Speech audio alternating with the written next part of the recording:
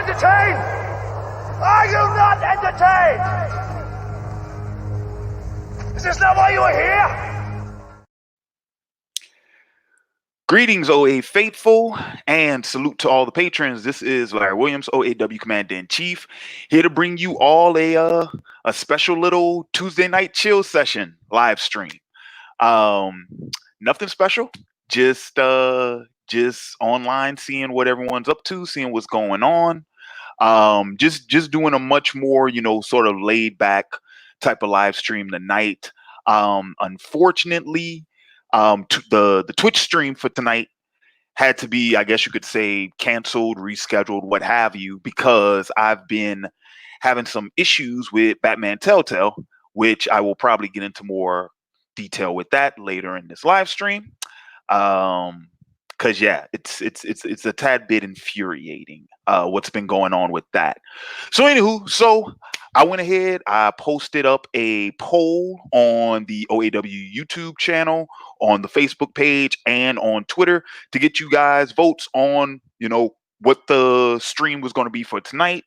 And the choices were, the choices were to just go ahead and stream a different game on Twitch, or to do a YouTube stream. So the YouTube stream won by a very large margin, very large margin. So I was like, all right, cool, fine, yeah, I'll just hop online for an hour or two, catch up with the faithful, seeing what's going on and whatnot, answer some of you questions, and just hang out, chat, talk about some stuff, nothing special, nothing too crazy, nothing too crazy. So first and foremost, let's see what is going on with everybody in the chat. All right, so real quick, before the rest of the viewers file in, let me just go ahead and do my shout outs real quick. Dijon, what's happening, my man? Ferguson the Great, Fear or Hate, Trent, Nikolai, Katakuri fan, King Zoldike, what's happening? Thank you so much for joining me here tonight. Once again, as with the previous two Q&A live streams, this one will be open for patrons to jump in. I've already sent the links to all of my patrons via the messages on Patreon. So you all have you've been given the link. Feel free to join in whenever. I've also hit up some of my YouTube collab buddies. We'll see who all pops in tonight. But like I said, for the next hour or two, we just gonna chill. We gonna take it easy and whatnot. Just kind of kick it. You know what I mean? We just gonna kick it. Yusuke Knight, what's happening, my man? I will say this though. I do have there is something I do want to get to at the top of this stream. But I tell you what, let me go ahead and let me step away just briefly. I gotta go check something, and when I come back, we'll get into it. So one just brief minute.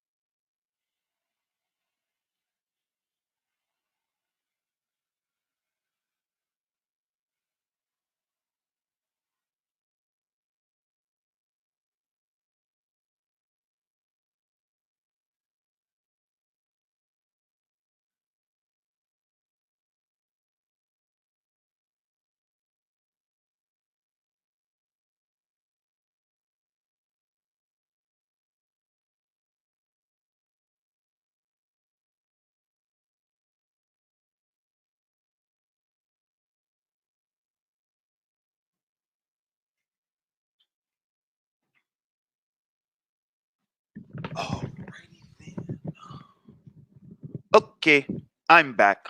All right, so what I want to go ahead and I want to do right now, because I know some people are going to ask me about it, and I have yet to do it.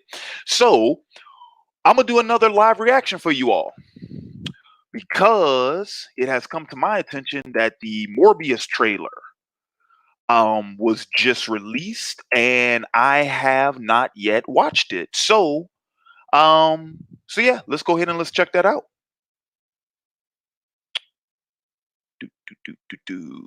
All right, let's see who has it. Okay, here's Sony's. I'm gonna make sure this is the right one because I'm seeing some. Okay, yeah. All right, so yeah, live reaction time. Morbius trailer. About to check it out. So let us see what is up with this. All right.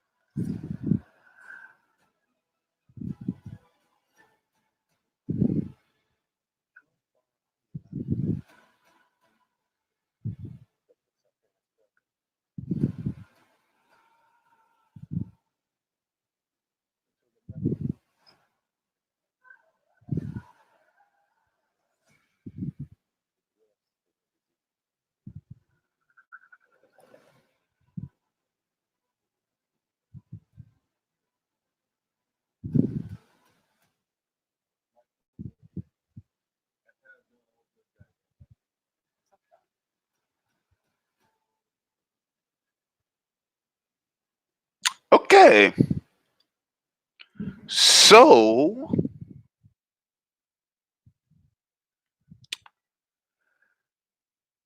yeah. All right. So you know what's funny about these? I mean, so I knew what they were doing, where they were going with the whole Venom piece, right? But like, is this character supposed to at some point in time be a villain? Because I'm not getting that from the trailer. Like, I don't see I don't see how this character eventually becomes a villain.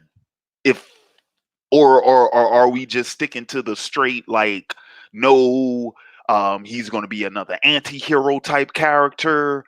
I'm like, because I'm watching the trailer, I'm like, okay, the setup is there, and okay, things seem to be going in that direction. I'm like, but I this dude don't seem to have an evil bone in his body. So yeah, I mean, it looks good. I like what I saw of it. Um, but yeah, but I'm getting like the, oh, we're gonna do another sort of like a tragic anti-hero type story, and I'm like, okay, but Morbius is a villain. Um, yeah, doesn't look bad though. Doesn't look bad. And for the record, like just to be clear, like when Venom came out, I thought that movie was gonna be trash. I actually ended up liking Venom a lot. I was shocked by how much I liked Venom. I was like, dude, I was not anticipating that. I thought Venom was gonna be downright garbage, and I actually ended up liking it. So, so yeah.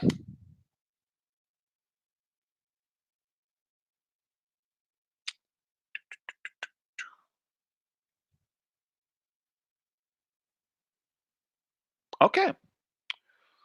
All right. So what time is it? It is all right. I've been on for about 12 minutes.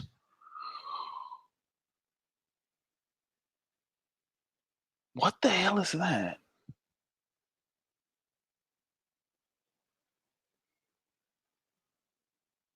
I think I know what that might be. Anyway, I'm catching something in my background. All right, so tell you what. Let me see. Yeah, it's been almost 10 minutes. All right, let me go grab my brew, and I'll be right back, and then we'll get this thing kick started with some answering some questions. All right, be right back.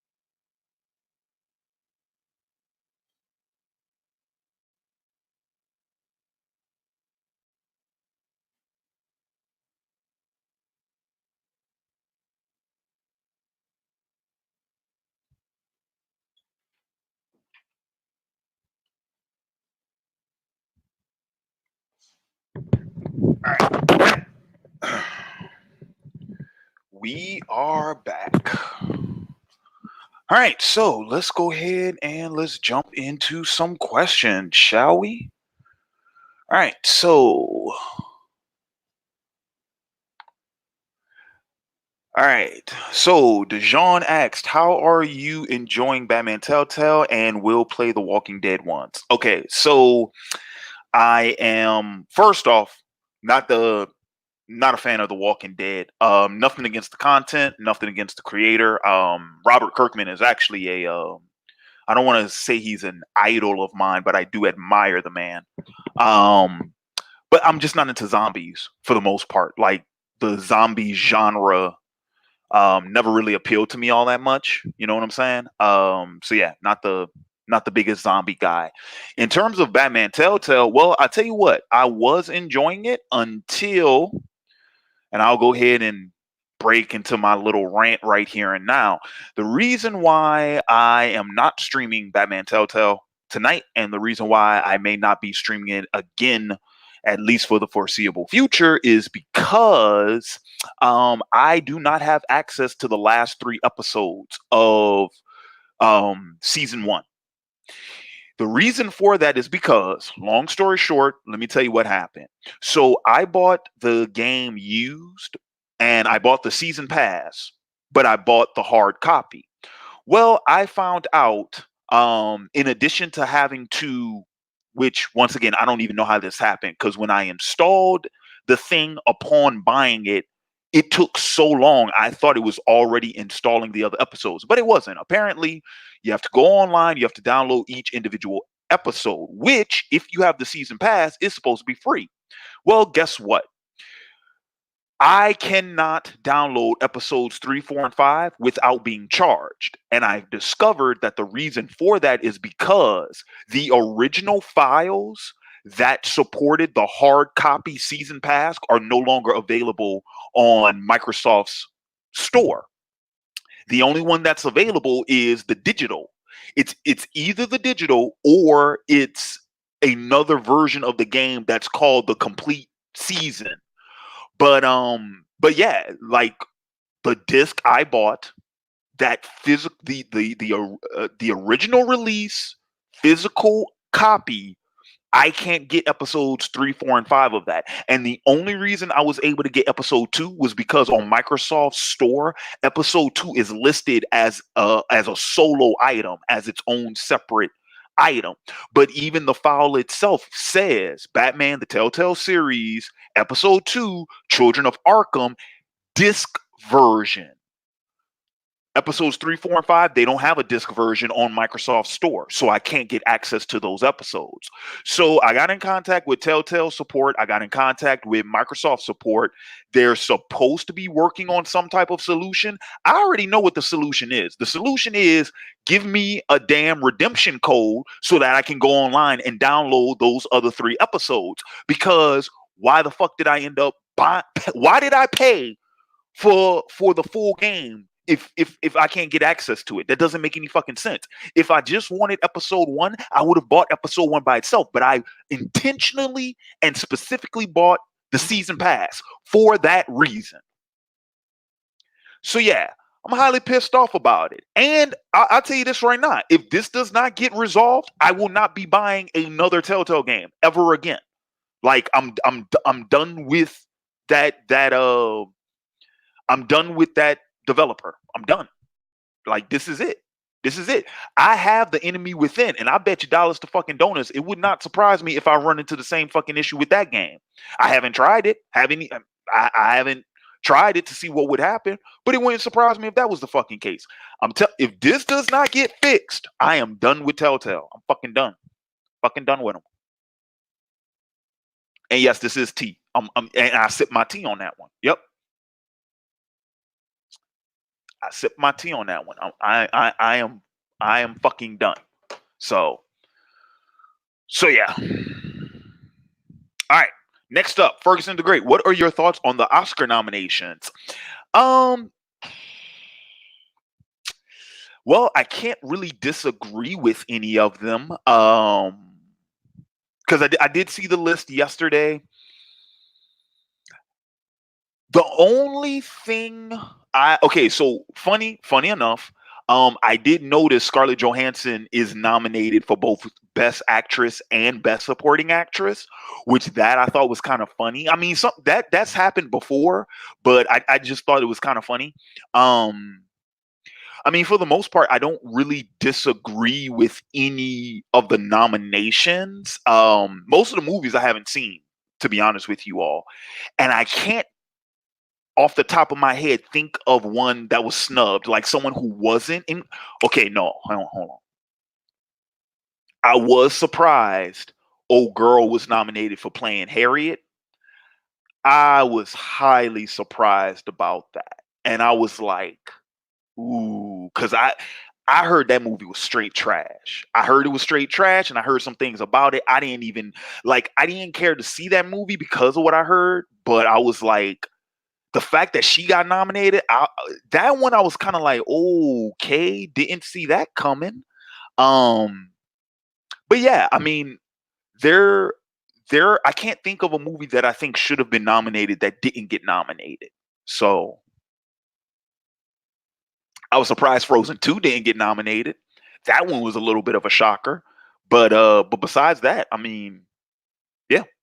I mean, that's pretty much my only real thoughts.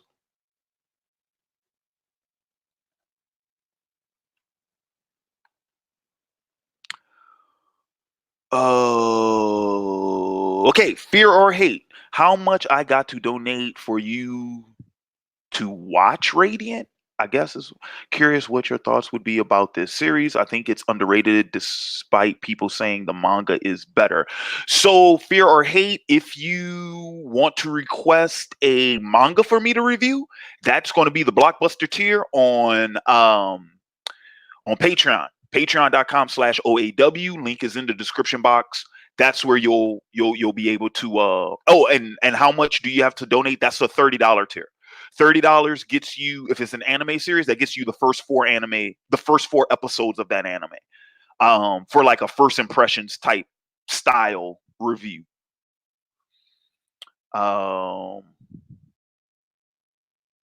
Let's see, Trent. I still got to put you on to dance. I don't know. I'm good. Appreciate it, Trent, but I'm good. Katakuri fan, what's happening? Okay, King Zoldike. Have I checked it? I have not. It is still on the to-do list. I still have not checked out Vinland Saga yet. Oh, here's one. So Larry, would Galactus being in the MCU make you want to continue following it? It depends. I'm not entirely done with the MCU. I'm just not going to because like I say, like as it stands right now, there are only three projects, three with a possible fourth, that I'm interested in seeing. And because that's Eternal, Shang-Chi, Blade, and the possible fourth is Doc Strange 2. That one I was interested in seeing until I found out that the director recently left the project due to creative differences.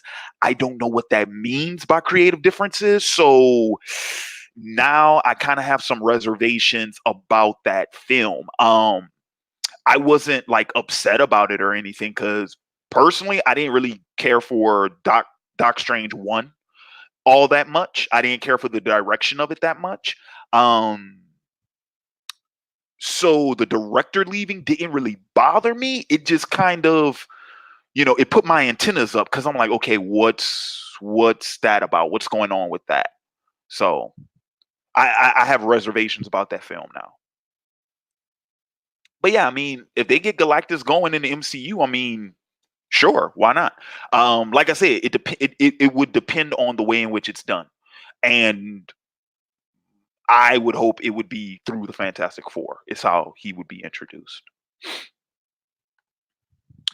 Did I see 1917? Not yet. But that is a movie I do want to check out.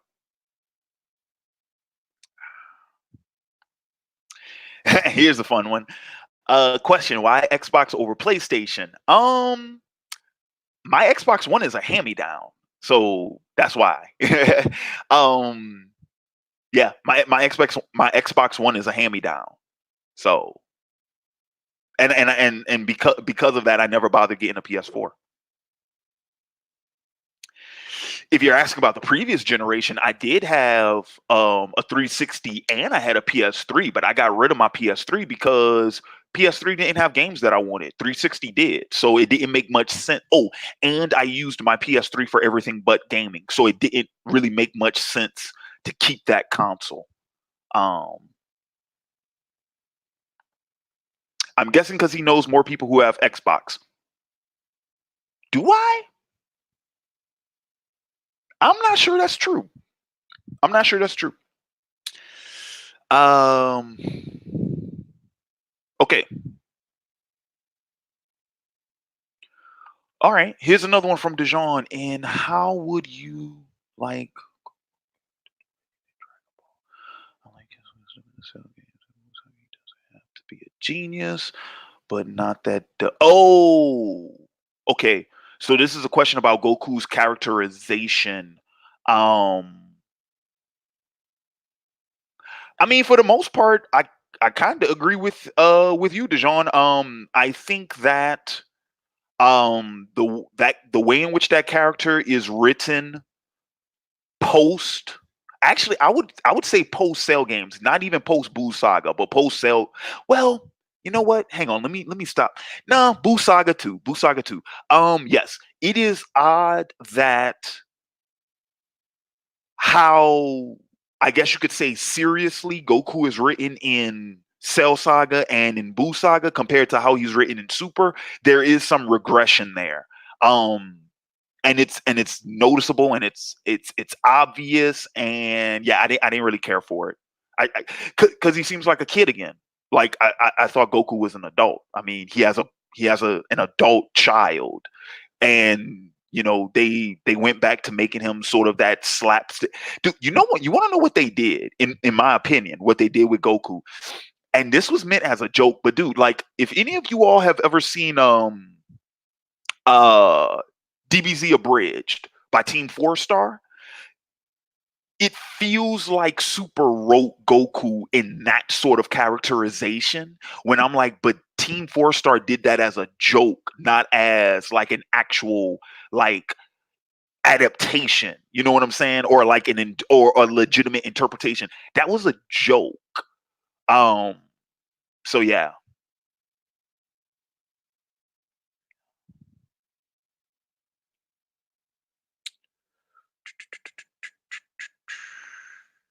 Yes, Vespid. I mean, essentially, it's a loose Q&A. Feel free to ask your questions. Um, Honey Stories, how's it going? Do, do, do, do, do. Let's see. How long has the video been? I've been live for 28 minutes. Maybe Jared Leto will redeem himself from Joker. Well, Jared Leto was not the problem in Joker. I mean, Joker. Jared Leto's Joker was not like Jared Leto's performance, in my opinion, was not the issue with that character in Suicide Squad. It was the material. Because I thought Jared Leto was a perfect casting for Joker, but he had the wrong material. The material was terrible. Do, do, do, do.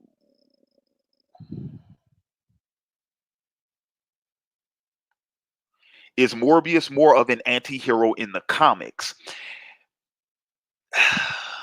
No, I'm gonna say no.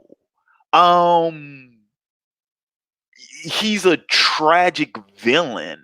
Okay, all right.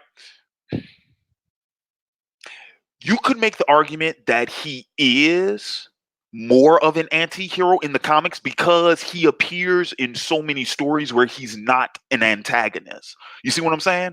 Because because like he appears as a supporting character in a lot of other comics. Just even outside of like Spider-Man, right? Like he appears as a supporting character in a lot of other comics, and he's not a villain in those supporting roles. So, okay, if you want to look at it from that perspective, you could make the argument that he's an anti-hero. Just with me personally, traditionally, he's always been an antagonist character.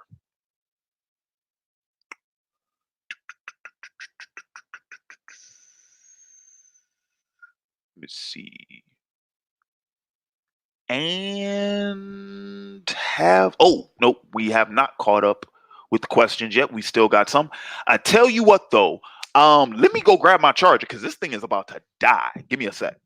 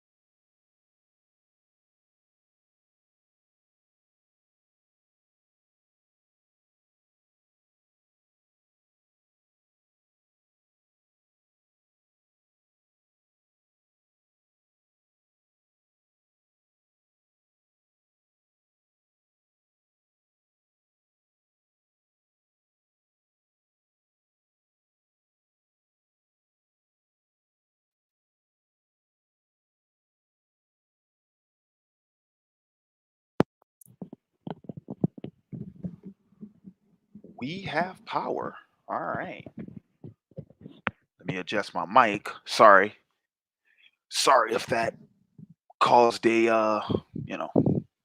All right, so let's see. All right, this one's from Honey Stories. Hey, how do you think about my advice column?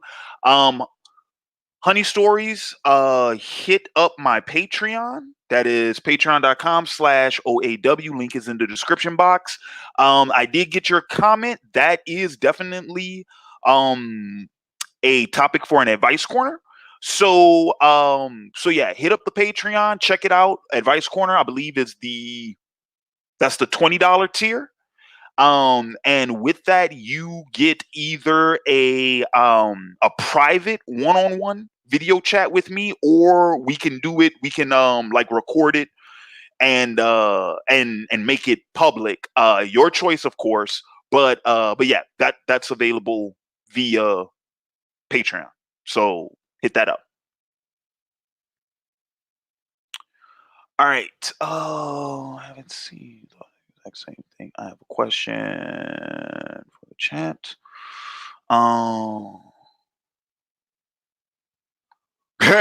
Noah, my man, where have you been? the dreads been. Wait, I I ain't seen this man since he had dreads. Okay, what was that? 4 years ago. Welcome back to the channel, Noah. Um. Ooh, this is a fun one. What's everyone's top 5 favorite Batman villains? I want to get in on. I know this is a question for the chat, but I'll get in on this one. Top 5 favorite Batman villains. Joker, Scarecrow,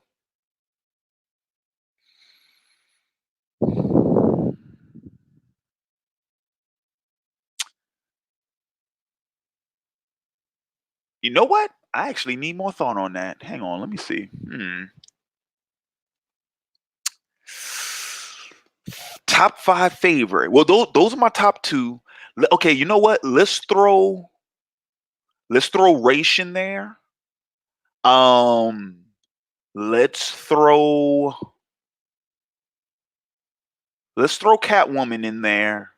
And 5th,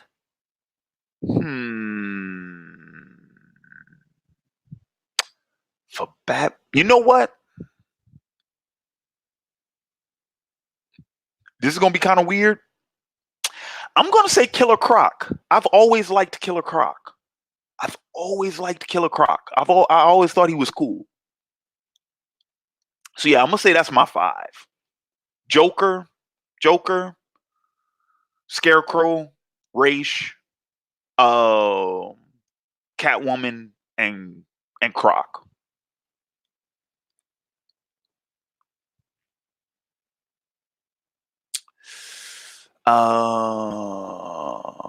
Okay. Question from Dejan. How do you feel about the YouTuber Comic Book Girl 19? I mean, she's just a YouTuber. I don't watch her content. I'm not a subscriber of hers or anything. I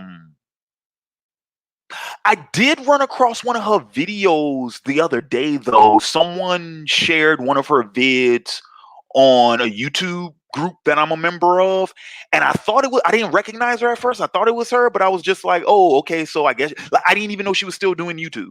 I didn't. So I was like, oh, she's still doing YouTube. Okay. But yeah, that's it.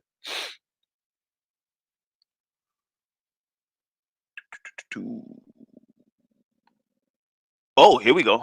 Here's an interesting one. How do you feel about the evolution of shonen anime and manga? What evolution? Because the genre's kind of been the same per se. So, Vespid, can you expand on that question a little bit? Oh, here we go. Here's a follow-up. Like DBZ, Big 3, MHA. Well, here's the thing about that. The shonen genre has always been dominated by like its top titles, right? And those change from time to time based upon popularity, based upon readership, based upon quality. it's generations, right? So just like there was a time where Dragon Ball was like, the best-selling title, shonen title of one generation, then then came One Piece, and then One Piece became the top one of that generation, and now it seems like it's My Hero Academia, so it's phasal, you know what I mean? But those three examples, like you listed there, like, I don't necessarily think any one of those series is necessarily better than the one before it. So that's what I'm saying. Like in terms of evolution suggests that there is some type of progression, right? But what's the progression? Because from what I can tell, it's just the next. It's the next leader, right? In a relay race, right? You pass the baton to the next runner, right? And then it's their turn around the track. So, but I don't consider it like an evolution.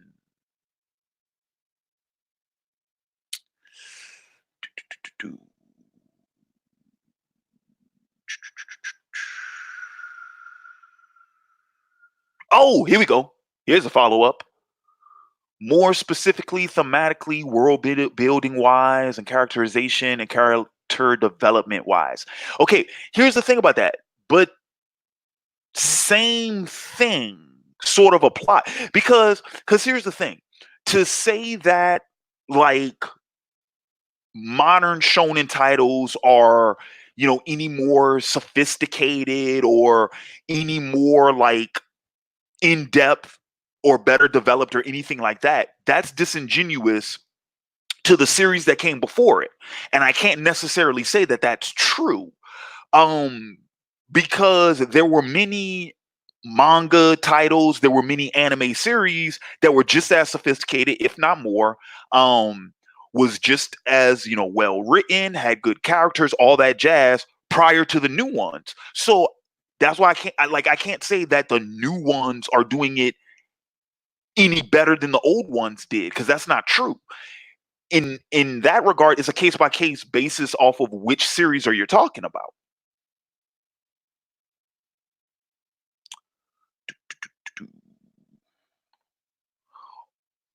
Z Slayer 24 asks, are you going to watch the Invincible TV show? Is that the based off of the indie comic? Because if that is, chances are I won't. I wasn't a fan of that book. Harriet was super inaccurate. Yes.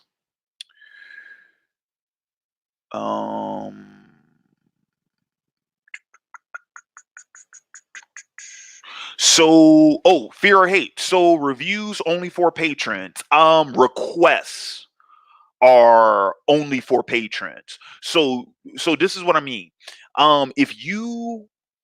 If you have like a recommendation for like an anime or a film or a TV show or something like that you would like for me to review, I can go ahead and I can take your recommendation, but the patron requested reviews always have top priority, right?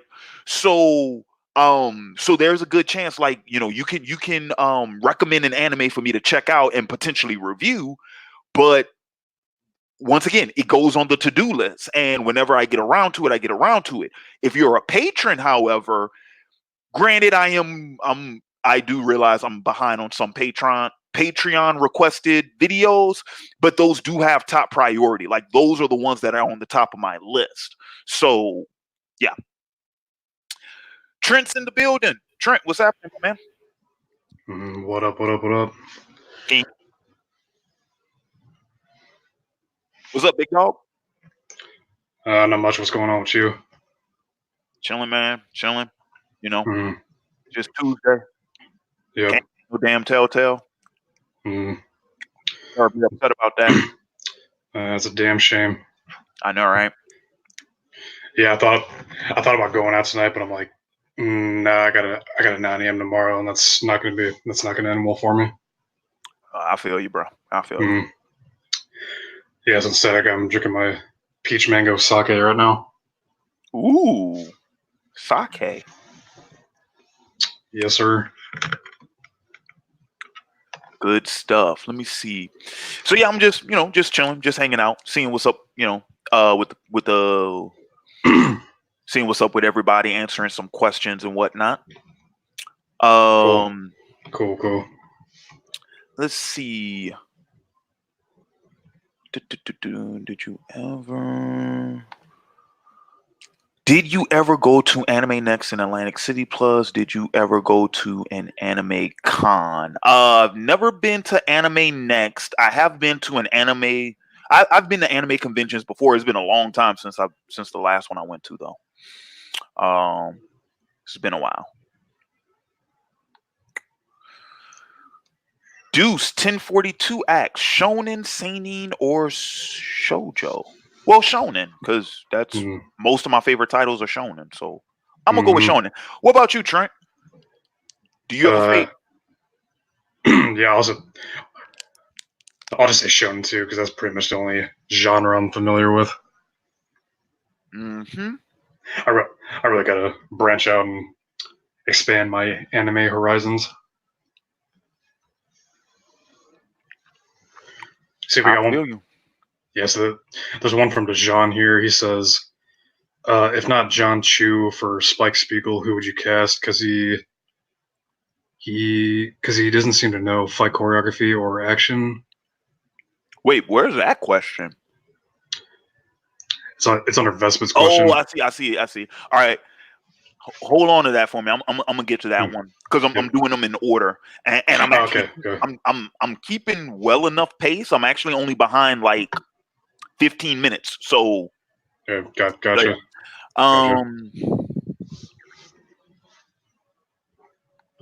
Ooh, if you could work for an anime studio, which studio would you choose and why? I'm gonna say Madhouse, just because I love their production value, the quality of their animation.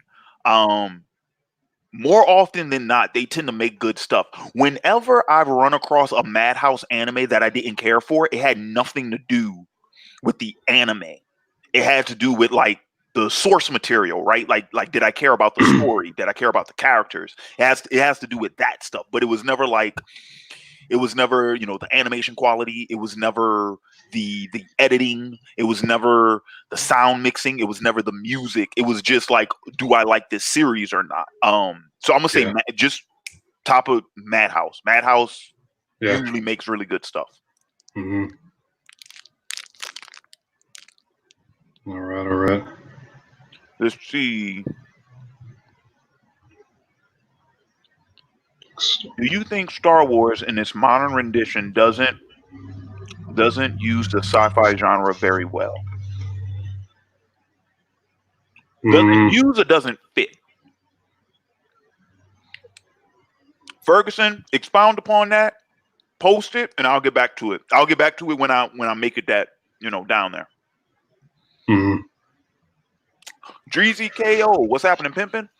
Do you think Namor should be in Black Panther? Didn't we talk about that? We talked about this a couple of streams ago. Yeah, we did. Namor would be a cool choice. I am still, for those of you all who are not aware, I am still on the bandwagon with Kraven. That's who I would want in Black Panther 2. Chances of us getting him, slim. But ever since I read that story that Coogler wanted to use Kraven as the villain for the first Black Panther movie, initially, I was like, dude, like we need to make that happen because that would be awesome. So I'm on that bandwagon. I wouldn't mind Namor because Namor would be a good foil. I've also heard rumor recently about Doctor Doom, which I'm like, okay, that one is probably the best and most obvious. I'm like, yeah. If you were going to if you were finally going to bring in Doctor Doom proper in the MCU, that would probably be the best place for it. Who would you want to see each play those characters. Actor, you mean? Yeah.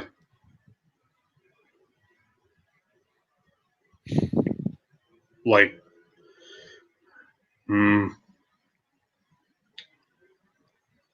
Tell you what, I'm gonna come back to that. See, here's the thing about that. I feel like most of the time, especially when it comes to like the MCU movies, I like being surprised by the castings. Yeah. Because Marvel always seemed to cast an actor that I never would have considered, but as soon as they announced the casting, I'm like, duh. You know what I'm saying? Like Chadwick Boseman was the biggest one because I would not have thought of him offhand, but then the second he was announced, I was like, of course, right? Because he's the perfect choice. I was like, of course. Yeah. So I don't know who I would get to play Doom just yet. I don't know who that would be. I'd have to really think about it. I'd say for Namor, I don't want to cop out and say Jason Momoa just because he played Aquaman, but I got one for Namor. Yeah. Luke Evans.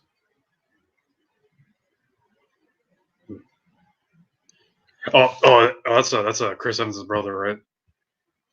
Who? Isn't that Chris Evans' brother? No, Luke Evans, not Luke Hemsworth. Luke Evans. But doesn't Chris Hemsworth this guy Chris Hemsworth, doesn't Chris Evans have a brother too? Wait, who has a brother? Chris Evans has a brother, right, named Luke Evans. That's what you're talking about? No. No.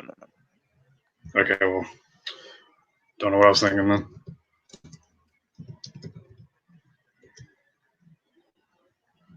Oh well. This is. Oh Luke yeah. Yeah. Luke Evans. How can I forget him? He would be my top choice for Namor. Yeah. Yeah, he'd be really good as Namor. Really, really good. Actually, dude, I think, somebody made like a fan poster of him as Namor a couple of years ago, and I saw that and I was like, oh my god, that would be perfect. Yeah. Let me see, Luke. Actually, let me look that up. Luke Evans. Yeah, you Namor. Can. Yeah, you can probably Google the. Yeah. Although I do want to say, I don't know why, but I think this might just be me, but I think Jason Momoa would make a good Kraven. But he's not Russian. Oh, Kraven's Russian? No, I didn't know that. Yeah. Now I understand that Scarlett Johansson isn't Russian either, but yeah, let's be a little bit more authentic with it. Oh, you know what? What? I might know a guy who would be good for Kraven. I don't know the actor's name offhand. I'm trying to remember what role he was in, but once I think of it, I'm gonna send it to you, dude. Wait. Is it? I'm gonna send it when I think of it. I'm gonna send it to you. Yeah. Okay.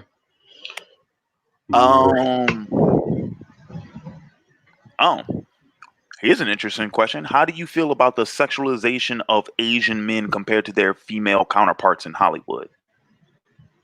Are Asian men sexualized more than their female counterparts? I'd say I have no comment because it doesn't really affect me. So I'm trying to remember the last time I saw an Asian man sexualized. Yeah, right.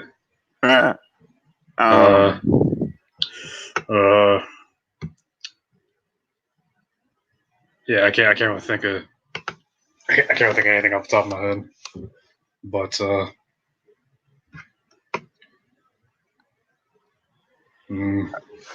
Honey Stories. Elaborate on that, and I'll come back to it. Okay, this one from Adam Cunano. In your opinion, what was the better manga and anime, Yu Yu Hakusho or Rurouni Kenshin? Yu Yu Hakusho. Easy. Yu Yu Hakusho. Kenshin had too much filler in the anime.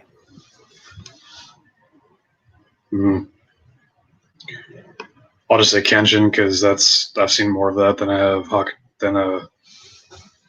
Hakusho. So Then you have a biased opinion and an uninformed one at that. yeah, you're damn right I do. You have an uninformed and Kenshin never finished. They never completed the whole story in the anime either. At least, like the only thing that's different in the Yu Yu Hakusho anime is the ending, right? Like the last episode or whatever. But Kenshin, they're missing a whole story arc that they never got to adapt in the series. Well, goddamn. Yeah, the Anishi arc. Now that was adapted in Samurai X Reflections, but it's not in the actual series. Mm-hmm. So yeah, I'm gonna say Yu Yu Hakusho. Mm-hmm. No longer human. Well, if you're no longer human, then what are you? Are you a vampire? Are you one of those undeads? Maybe he's Morbius. He could be. Are you Morbius? Is this Morbius? No longer human. Have you seen the Lighthouse movie? I have not. It is on my list because I do want to check that out. I was told by my bestest buddy that it is very, very good. I already wanted to see it before he told me about it, but he confirmed my curiosity. Dr. Michael Morbius is in the house. Ooh, this is one from Demon Sonify. Sonify? Sonic Sonicify. Sonic Feet. All right. Sonicify, I think. Sonicify. Cool. If you saw the Spectacular Spider-Man TV show, what were your thoughts on it? I believe it was the best animated interpretation of Peter Parker / Spider-Man. I agree. Spectacular Spider-Man is amazing. It's bloody awesome. It was fantastic. It was phenomenal. I recommend it all the time to people. That was like a one back from like the 90s, wasn't it? No. Spectacular Spider-Man came out in 08, right? Or was it 07? It was either 07 or 08. Spectacular Spider-Man. Spectacular Spider-Man. Yeah. Oh yeah, that one. Yeah. That dude. Have you seen it, Trent? No, I have not. Do yourself a favor. Schedule a weekend because I think there's only 52 episodes because it only had 2 seasons. Okay. It is really good. It's gonna make you mad. It's so good. Yeah, I'll definitely look into that. It is yeah. To me, it is the best Spider-Man adaptation of anything, like movie, TV show, cartoon. Like it is the best adaptation of the comics, in my opinion, because everything that it incorporates from the comics is done really well, and what it chooses to change is done really well as well. So, it's not a direct sort of adaptation in many ways how like Batman the animated series was, because like that series they straight up adapted stories like straight from the Batman comics. Spectacular Spider-Man doesn't really do that, but what they do incorporate from the comics and then what they decide to change within the show is really, really good. It's really, really, really good. Oh, and then of course, if I told you that, then you'd be expecting it. There's some good stuff. I'm just gonna put it like that. There's some really, really, really good stuff. Really, really good stuff. Okay. All right. Yusuke Knight asks, have you seen Black Lagoon? Yes, I have. Been a while since I watched it, but yeah, I actually own Black Lagoon. That's in my it's on one of those external hard drives. But it's been a while since I watched it.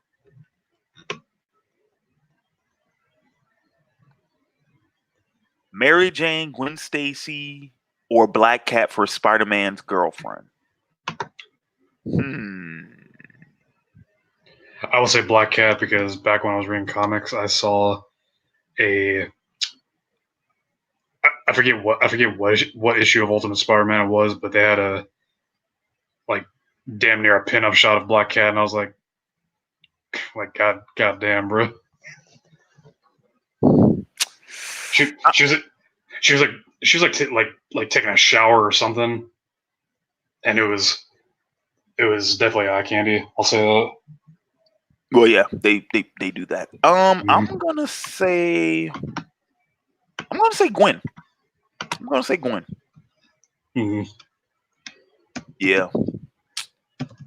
I said Black Cat all the way.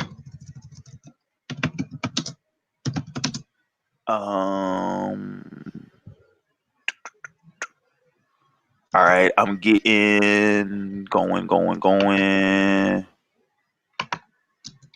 What do you think is this one's also from No Longer Human? What do you think is more important, story or plot?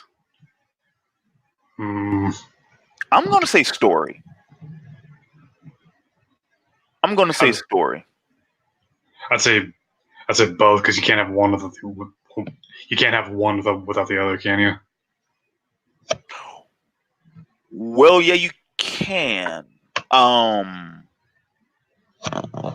you can actually.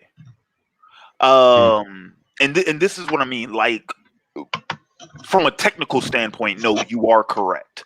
But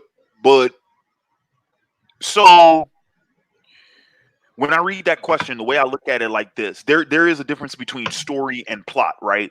Plot is the series of events that progress the story, but the story is everything outside of that.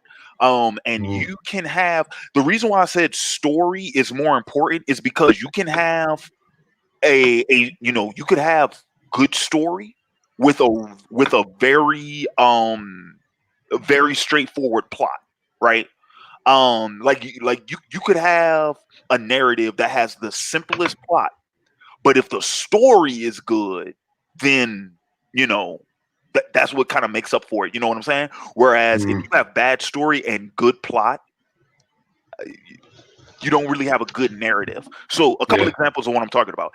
If you really think about it, dude, Star Wars episodes 4 through 6, good story, simple plot.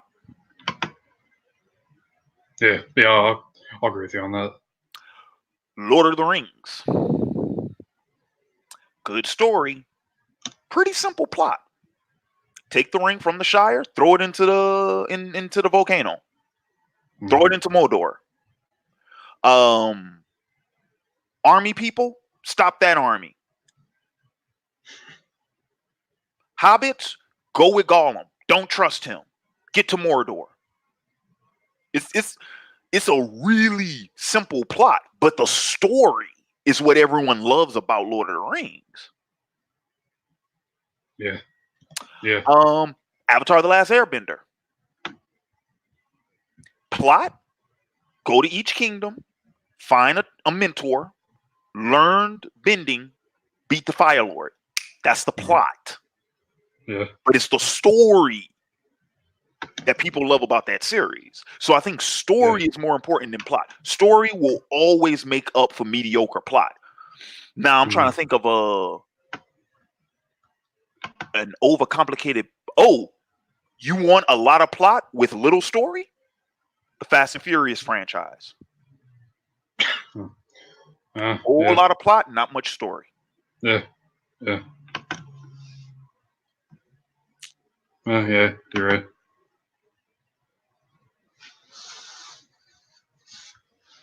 I felt this one was asked last time. What were your favorite films from the 2010s? This one was asked last time, and we answered it last time. But okay, I'll play. I'll answer. Some of my favorite films from the 2000s. Okay, well, let's start off with the year. I mean, from the 2010s. Let's start off with 2010 because 2010 was a damn fine year in cinema. So just from that year alone, if any of you all remember the Oscars in 2010, well, 2011, the ones that took place in 2011 for the previous year, right? Like all the movies that were nominated that year, like most of them I freaking love. The Fighter, Inception, Black Swan, Social Network, True Grit, King's Speech, like that year alone had a lot of really good movies that I liked. Let me see. Let Me In was from that year. The remake of Let the Right One In, that was from that year. No,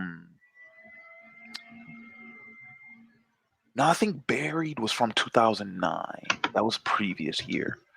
Okay, so anyway, so going back to the 2010s. So yeah, so there was a lot of movies that year that I really liked. If you're talking about like MCU movies since 2010, well, what you got? The first Avengers, Black Panther, Winter Soldier, outside of the MCU, first Guardians, outside of the MCU, Days of Future Past. I really love that movie. I don't have a DC movie for you, so sorry, not sorry. Because Watchmen was in 08, so I don't have a DC movie for you. Sorry, not sorry. Because and Dark Knight was 08. So, I'm trying to think of some other movies that I really, really liked. Goddamn Dark Knight came out 12 years ago. Yes. Jesus. 12 years ago, this July 18th. Yes. Goddamn. From the 2010s. I can't include a Harry Potter movie because my favorite one came out before 2010. Which is Order of the Phoenix, by the way. That's my favorite Harry Potter movie. Yeah. Well, okay. So let me think of some other ones. Into the Spideyverse. That was a good one. Pacific Rim. Yes. That was a good one. Yes. Shape of Water. That was another one. Logan. That was another one. Get Out. That was another one. Yes. Trying to think of some other one. I mean, it's a long list. It really is. It's a long list. You know what? I will throw a DC movie on there. Aquaman. I'll throw Aquaman some love. There you go, Aquaman. I'll throw you some love. But yeah, there's some other movies because the list goes on and on and on. Yeah, and we only have so much time. So, what about you, Trent? Yeah, you pretty much said a lot of mine, like Avengers, Black Panther, Black Swan, Fighter. What else is there? I didn't really see a whole lot of DC stuff because for obvious reasons. Well,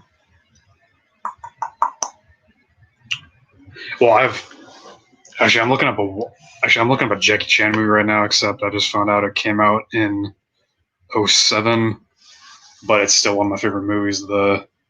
Have you seen the Forbidden Kingdom? Yep. Mm-hmm. Yeah. With Jackie Chan and Jet Li. Yeah, I fucking love that movie. And it's it's a sequel to Journey to the West because it takes place after the events of that story because the Monkey King is missing. And he already has the staff, which he gets it in that story. So, but yeah, Forbidden Kingdom. Yeah. That was a fun little movie. Let me see, Journey to the West. Yeah, Journey to the West, the old Chinese myth that Dragon Ball is actually based off of. And Was Jackie Chan in that movie too? Oh no! This is a myth. It's a story. It's a fable. It's like an old Chinese fable. It's an old Chinese legend. Okay, yeah. Yeah, and there's been ton of stuff that has drawn influence from it. Like I said, Dragon Ball is one of the most popular ones. If you ever watched or like if you ever seen the anime Saiyuki or Saiyuki Reload, that's Journey to the West. Yeah, there's a lot of adaptations of that story, but the Forbidden Kingdom, if memory serves, is a sequel. It takes place after that myth. Actually, after the events of that myth. I'm trying to look right now. I should myself in the saga. It's kind of hit me too hard. Make me forget shit. Ooh. Nimbus Cloud 3. As a kid, which Saturday morning shows did you watch? Oh wow. Well, it depends on which phase. When I was a little kid, I did ABC one Saturday morning a lot. So that was a lot of Disney stuff, right? That was Gargoyles, Pepper Ann, Recess, all of that stuff. When I got into late grade school, all the way until about middle school, that was Kids WB, right? So that was Pokemon, Jackie Chan Adventures, X-Men Evolution. What else did I used to watch on there? The Mummy, Nightmare Room. What other shows did I used to watch? Jackie Chan Adventures. Yeah, I mentioned that one. Okay. Card Captor Sakura, because that came on Kids WB for a while. Batman Beyond. Oh yeah, all the Timverse stuff, right? So Superman the animated series, Batman Beyond, Static Shock, Zeta Project. Shout out to everybody who remembers Zeta Project. Did you watch there's a show called Cubics on Kids WB. Did you watch that? Mm-hmm. Yeah, Cubics, Robots for Everyone. I fucking love that show. That show's my shit. Yeah, God, I love that show. Yeah, Cubics. Cubics had a funky theme song too. I really like. I'm trying to. Yeah, it's like. Oh fuck! How's it go? Yeah, I remember. I'm trying to remember it, but yeah. So actually, that show's actually based off a Korean. It's actually based off like some Korean manga or something, or some story or something like that. I thought it was based off of a toy. Well, I just heard it. It was just based off a Korean manga or an anime or something like that because it's from Korea. Yeah. Okay, cool. Yeah. No, I used to watch that too.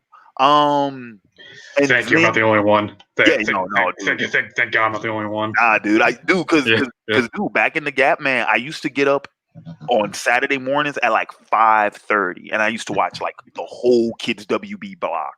And Cubics always came on back home in New Orleans on our WB network. Cubics came on at like 6. It was like the first thing to come on. It was like 6 to 6:30. So if you wanted to watch it, you had to get up early. But actually, matter of fact, I still have my Cubics action figure in my closet. It's still sitting in there. I will never sell that thing ever. It's collectible, man. Yeah. Hell yeah, it is. And then let me see. By the time I was in middle school, that's when Yu-Gi-Oh came out, so that was a thing. But what's funny though, because I used to always I've had these like discussions with like friends and stuff before, but it's like, yeah, dude, it's like when I was a kid, I was mostly like a Kids WB dude. Yeah. So like a lot of like the Fox stuff, I didn't get into until later.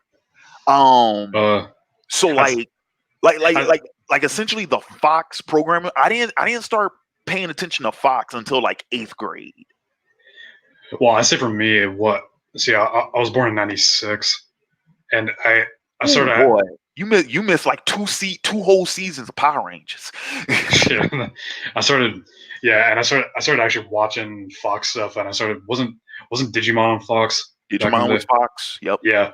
I was watching Digimon on Fox when I was like in kindergarten, elementary. Metabots. That was Fox. Oh yeah. Metalbots. God, I love Metalbots too. Big Bad Beetleborgs. Shout out to anybody who remembers Big Bad Beetleborgs. Never seen that one. I've It never was seen that one. it was one of the Sentai. So like you know how Power Rangers is based off of Super Sentai. Yeah. Big Bad Beetleborgs was another Sentai series that they Okay. they try to make it its own thing, kind of like what they did with VR Troopers. Shout out to anybody who remembers VR Troopers. So they tried to do like the same thing with that, and it didn't catch on stateside. So Yeah. So I went um, to so I watched Fox first, then I went to WB for a little bit. That's why I found Cubics and all that shit. And then I went to Nick. I was like a huge Nick kid in like middle school and high school. Because all the way through high school I watched Victorious because that's still my favorite show. My favorite Teen Nick show. Because I know in your last stream I said like Zoe 101 and Drake and Josh and Ned were my favorite, but no, Victorious was my favorite. I take it back. I take it all the way back. but yeah, I didn't. So yeah, like most of the Fox stuff I didn't get into until like 8th grade or so, and by then it was what was it? It was Shaman King, Sonic X, Sonic X. One Yeah, Piece. love me some Sonic X. I think Digimon was still on at that time. Oh yeah, Digimon was still on.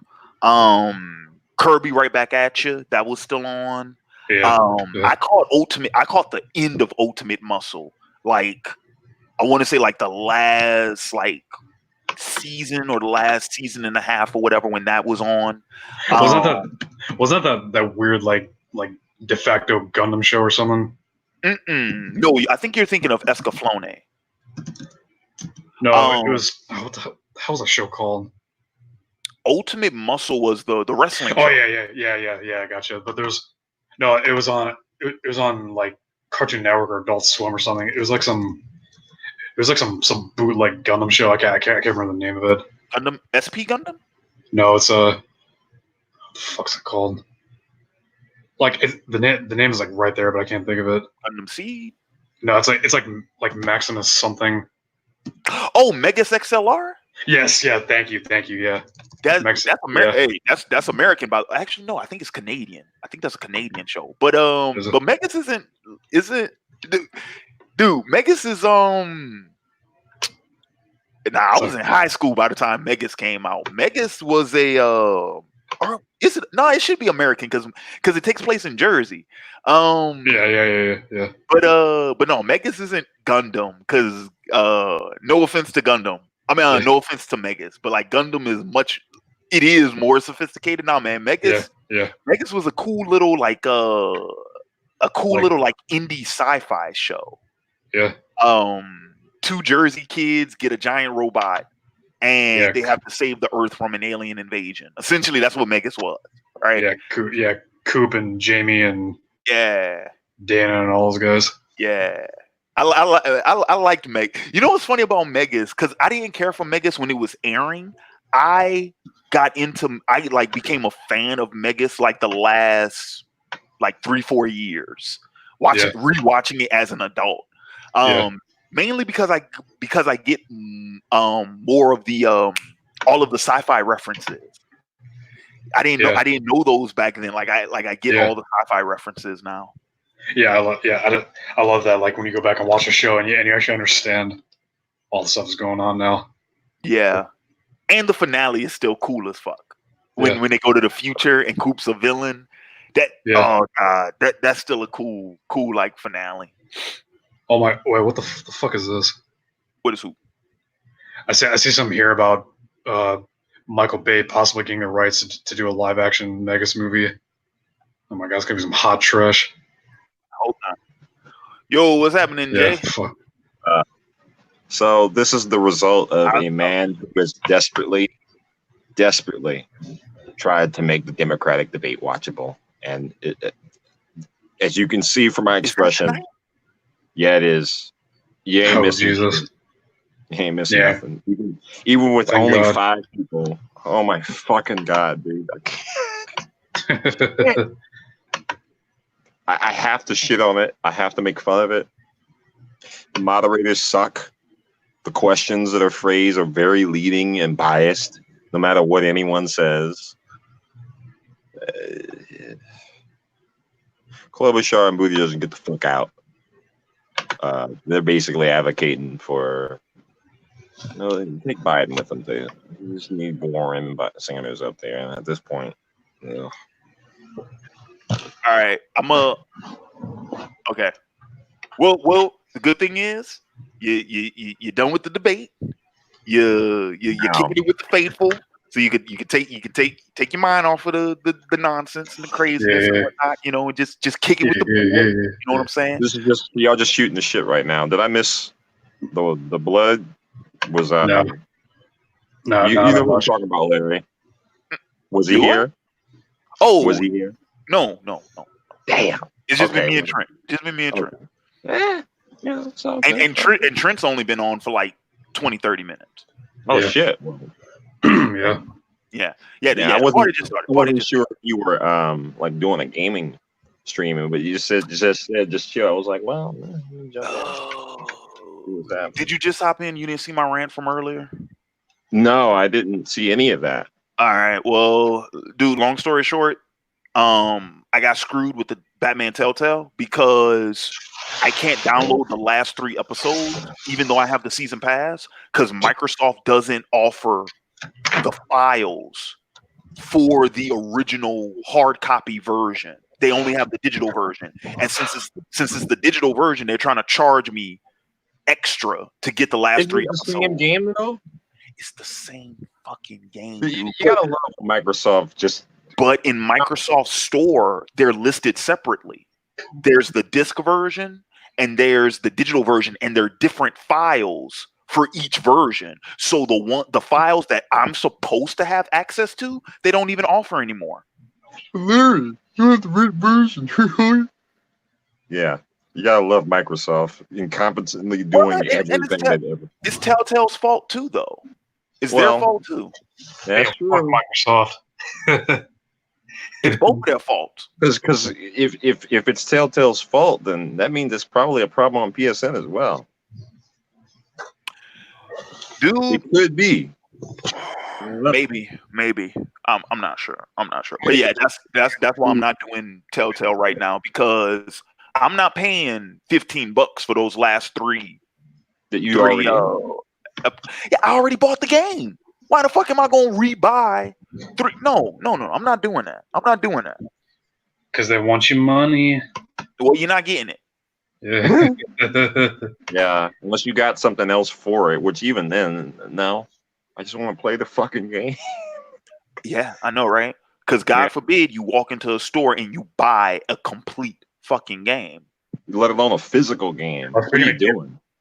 Speaking of games, can we talk about the shitty practices that the fucking GameStop has? See, that lets you know what type of generation we're in right now. No physical. We'll hold that thought, Trent. We'll get into that in a minute. We can get into that. Please. Which for the record, before we pop off on that, I just want to let it be known I am a GameStop supporter. I didn't used to. Real? No, I am. Because guess what? They next. They are next. They've already started closing up. Hell yeah, they are. Yeah. They've already started closing up shops. Yeah. What was their their geek store? Was it EB Games? No. FYE. No. Those are old stores. No, they had a store. It was called like Geekdom or I forget what something like that. It was like a geek novelty type shop. Dude, they already had to close up all of those and move that merchandise into the main store because they couldn't even keep the lights on in those stores. So no, man, GameStop is next, bro. I don't really support them because Play and Trade's still around. They seem to be doing fine. If GameStop wouldn't, make a business off of ripping people off. We don't have a Play and Trade in San Antonio, though. But we got one in Louisiana. I don't know. You got a few in Louisiana, actually. Oh, Jay, did I tell you? Jeff opened up a second Play and Trade in Karen Crow. Oh shit! So there's the one. He still has the one in Lafayette, but now he has one in Karen Crow too. Damn. Yeah, there's 2 of them now. I've probably been to it as well. Well, I'm not gonna sell you why I was in Carencro, but Well, I mean, he just opened it last year, so right, it's point in time. if I mean, there's only one playing trade in Karen Crow, so if you went, that's his playing trade. Right. But yeah, we don't have one in San Antonio.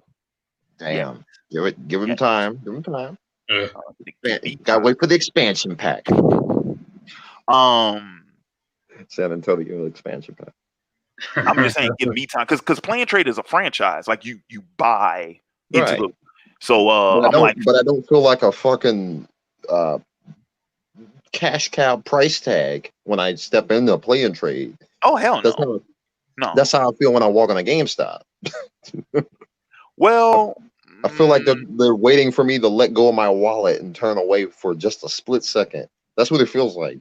So, like, I haven't had much trouble with GameStop because, for the most part, I mean, dude, I shop off the deals. Dude, I have only ever bought 2.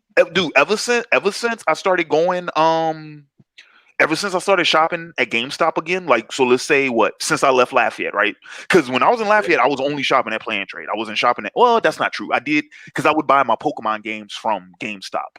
But outside of those, like, I would only shop at Play and Trade, right? Well, we don't have one in San Antonio, so I started shopping at GameStop again, like in 2016. But since then, I've only bought 4 games full price. Every other video game I've bought from GameStop has been on some type of promotion or store credit or trade-in or some type of deal. Yeah, my brother has kind of pretty much bought the games I've been playing from GameStop. But me personally, like, whenever I did last buy a game, I'm trying to think, what was the last game I bought from GameStop? I just got Need for Speed Heat on sale. That like I said, that fucking game rocks. Like, dude, to give you an example, dude, to give you an example of what I'm talking about, like, dude, like with the promotions and like the credits and stuff like that, dude, I got NBA 2K20, the newest one, for $7. Hold on. Is there anything wrong with the disc? Okay. Speaking of anything, a sports game, there's something wrong with it. How about that WWE game? That digital disaster. What happened? I don't know what happened. The game doesn't work, apparently. And this was before the recent update, which literally makes the game unplayable. Like, the game just randomly decides to dip frames in the middle of gameplay. It's ahead of where it was a few months ago when there was just texture fill-ins, or whatever it's called, where like the character models are all disjointed. You can see like their eyes coming out. See, that's weird because you wouldn't expect that from 2K. You wouldn't, but when you look at that game looks like it was a PS2 era game. Like, they really there's apparently a story with that where like they had to do a rush job to fix it in a short amount of time, so it was bound to be a fucking disaster. That's the case. Whenever you're forced to fix some bullshit someone else made, Battlefront 2, for example, when that's the situation, failure is imminent. I got you. So real quick, I want to get back to some of these questions. I like this one right here from it's been on the screen for a while. What was the last book you read that you enjoyed? Mine was Red Hood, behind the Red Hood, underneath the Red. Under the Red Hood. Yeah, because I won't confuse it with the other Red Hood. Yeah, that was pretty good. The last one I enjoyed. Most of everything I read that I enjoy. So I mean, I guess that was the last one I read. Which is, same kind of. I mean, the last book I read, I can't really talk about.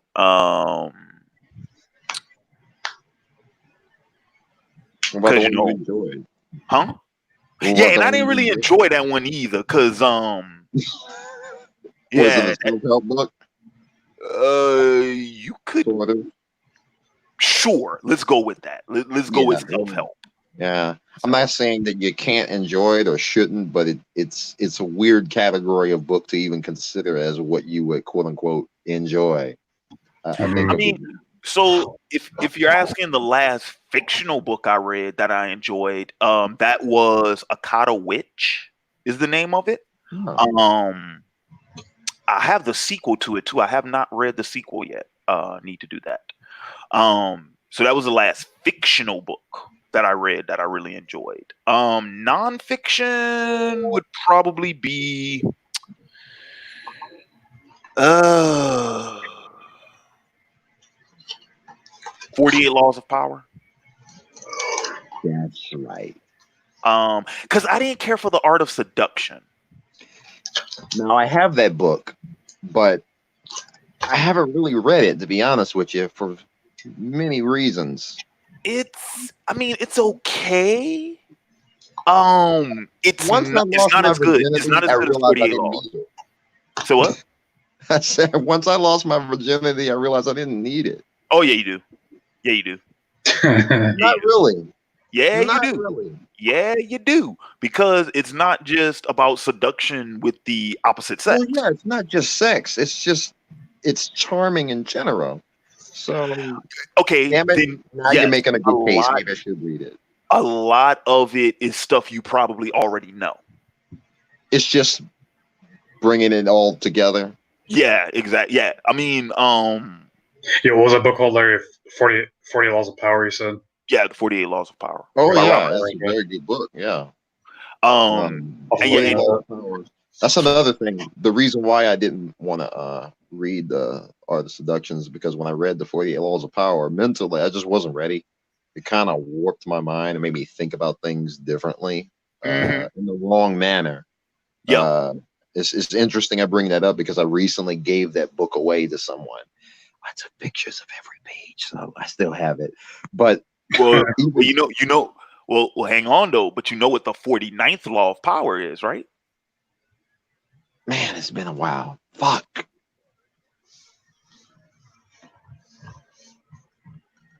I don't remember. What was it? The 49th law of power is never share the 48. You're supposed to keep that to yourself. Wah, wah, wah. She got the concise version. The small Who, me? one. She Do got the I have it? concise version. No, I'm saying she got the concise version of the book. Oh, but it makes no difference. Yeah, you're right. Yeah. Wonderful. Which is the main reason why, like, the last book I read, I can't really talk about because it's one of those things. It's like the first rule of Fight Club. You don't talk about Fight Club. Yeah, So yeah, I can't really. A movie I have I mean, still not watched. I'll tell you about it in private, but I'm not about to share it on. A movie that I still have not watched. The long list of shit I have not watched. Oh, you still haven't watched Fight Club, like, ever? You know what's sad? I think I have Fight Club in here. Are you sure? I'm dead serious, dude. I know about elements of Fight Club, and I unfortunately, swore we watched that movie together before. Nah, maybe not. But the thing is, though, is that when we had that conversation, more than likely, I said, yeah, but I just wasn't paying attention, which is sad because I know the twist, which is part of why I don't feel like I need to watch it. But How's that line go that Durden has? It's like you wish you were me. I fight how you want to fight. I fuck how you want to fuck, and all that. he's like I look the way you want me to look. I dress the way you want me to dress. I fuck the way you want me to fuck. I am what is it? I am intelligent and capable. I am intelligent and capable, and most importantly, I am free in every way in which you are not. Yeah. It's a good movie, dude. Yeah, I should watch it anyway, even though I know the twist. I don't even know if it really is a twist or not. But Just K fuck. All right. Moving on. Ooh, this one. Favorite anime soundtrack. Two jump off, like, I'm thinking three. I want to say Dragon Ball Super, even though the anime's not good. Soundtrack is good. So I just really love that uh, composer's work. Anime. I know what mine is. yeah, mine is that one Naruto one from part one where it's Man, this is so obvious. Cowboy Bebop. Fuck. That's a good one. Trent, you said the Naruto one from it's by Flow. I think it's called like Fighting Heroes or something like Go. that. That's the name Yeah, of it. Go. yeah, go, yeah. Yeah. I love that song. My favorites. Okay, I'm a cheat because my favorite soundtrack is actually a compilation. It's a compilation of 3 different albums, but it's the Ghost in the Shell standalone complex like collection. Yeah, it is Which one is large album. It is it's, one large album. it's season 1 soundtrack, it's season 2 soundtrack, and it's Solid State Society soundtrack. Right. All in the same compilation. That's my favorite anime soundtrack. I need to go back to that because I just love the Inner Universe. Sorry, now I'm thinking of that time where I annoyed the hell out of you singing that shit over and over again. I'll say go, and then I'll say I'm Bluebird. not gonna do it now. Go too. Go Bluebird, and then there's some Gundam song too. I can't remember. That I thought was really good. If we're talking about individual songs, my favorite anime song, or maybe favorite song that ever appeared in an anime, my favorite one is probably damn, and I can't remember how to pronounce the whole thing, but it's the 4th Naruto opening, the one by Sambo Master, the one that is the Sasuke retrieval arc. Oh yeah, Shit, I'm trying to think what is my favorite intro music? That one, and of course, Sign by Flow. Yeah, that's come on. I'm thinking Dot Hack Sign. Never mind. Sign by Flow. That was a good song. After Dark by Asian Kung Fu Generation. That's my jam. Yeah. Wait, didn't Kung Fu Generation do another Naruto opening too? Haruka Kanata, the second one. Yeah, thank you for that. Yep. And they did a rewrite. An anime I've not watched called Darker Than Black, I believe. I think it's I don't know if it's the intro music for it or not, but I think I know which song you're talking about. Yeah, I think you do. I forget who does that one. I've heard it though, because that's a popular one. I'm of course, whenever you're watching fighting game footage and they're using music, I was like, well, what is this? And that's literally it. I'm searching Gundam opening songs right now. What the fuck? Why are you sending me a your lot life of story? really good ones. I mean, I'm trying not to cheat and say JoJo, because really, then it's going to be like, well, which one do I like the most? So many goddamn openings. Yeah. Part 5 was pretty good. All of those openings were good.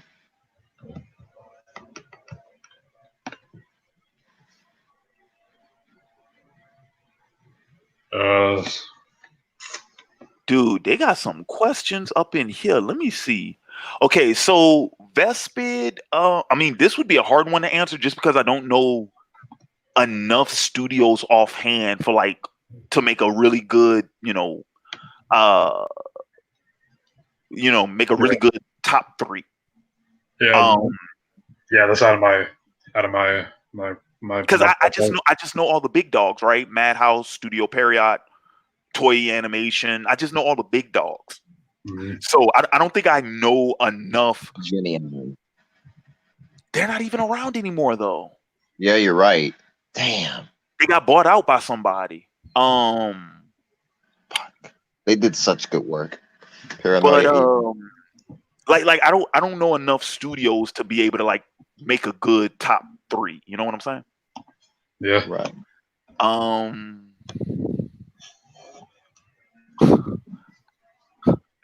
What would be your personal most hated way to die?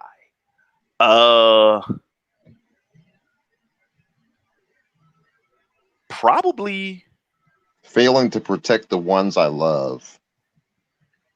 Well, I'm not even thinking about other people. I'm just thinking about me because I'm the Oh, one trying. okay. God damn. Yeah, I Um, gave an anime-esque answer, but no. I would say a vegetable. Yeah. Like it'd be kind of painless, wouldn't it? Well, we don't know. but I wouldn't. Okay, like you could say, there's that whole thing about like ignorance is bliss. Not for me. If I'm gonna die, I want to know I'm dying. All right. You know what I'm saying? I get what you're saying. Yeah. Like, Yeah. like I would like to have a say in it. You know what I mean? You want to get your last words in so that Yeah. I just don't No, want to be, chilling. I just don't want to be chilling, driving down the highway. You know what I'm saying? And that's the last thing I remember. You know what I'm saying? Like, no. but you never know. I hope not, but I'm just saying. You don't know what tomorrow brings. Yeah, It's not speaking of- promised. Yeah, speaking of highway, my most hated way to die would be to get in a car accident with one of those fucking big ass SUVs. I hate them. I fucking hate them. Yeah, I actually hate 18 wheelers. Yeah. Being around them. Shit, like- when I had to go to Texas, I had to drive in between two of them. Yeah, that While cops are racing each other at fucking 75 shit out of me every miles time. an hour. I'm too scared to go over 70. I'm still in the 60s. The cops are racing each other. No one's getting pulled over. It's 4 a.m. How It's All a right, long, let's see. scary, funny ass trip to Texas. I gotta play catch up with some questions. So bear with me, y'all, because we gonna speed this thing up a little bit. I mean, 4 a.m, bro. I can cut my travel time in half at like 4 a.m. Maybe wait to die. To answer this question, though, yeah. All right, let's see. Matarao, 1991. Have you ever watched Titans? I have not. Wasn't much interested in Titans. Are you talking about the first live action show? Are you talking about the first one, or that shitty new one they put out? The one on DC Universe, the live action one. Oh no, well no, I haven't seen that one then. Yeah, that one's called DC Titans. Okay, then DC Titans. Yeah, that's the one on DC Universe. What about Mark Strong as Dr. Doom? No. Mark Strong's a great character. He's a great actor. He plays a really good villain, but him as Dr. Doom, nah. So who would you have as Dr. Doom? I don't know yet. That's what I told the people. I don't know. I want to say Defoe, but he's just too old at this point. Who? William Defoe. Nah, not as Doc Doom. He's too old. He's too old too. Not as Doc Doom. I would say I would go with a older actor. I wouldn't necessarily go with a young dude. Hugo Weaving, perhaps. No. He did Red Skull. Red Skull. No. Well, he did V for Vendetta. No. Mm-hmm. No, we good. There's a man who can show emotion without ever showing his face. Do you think? No. Big screen, no.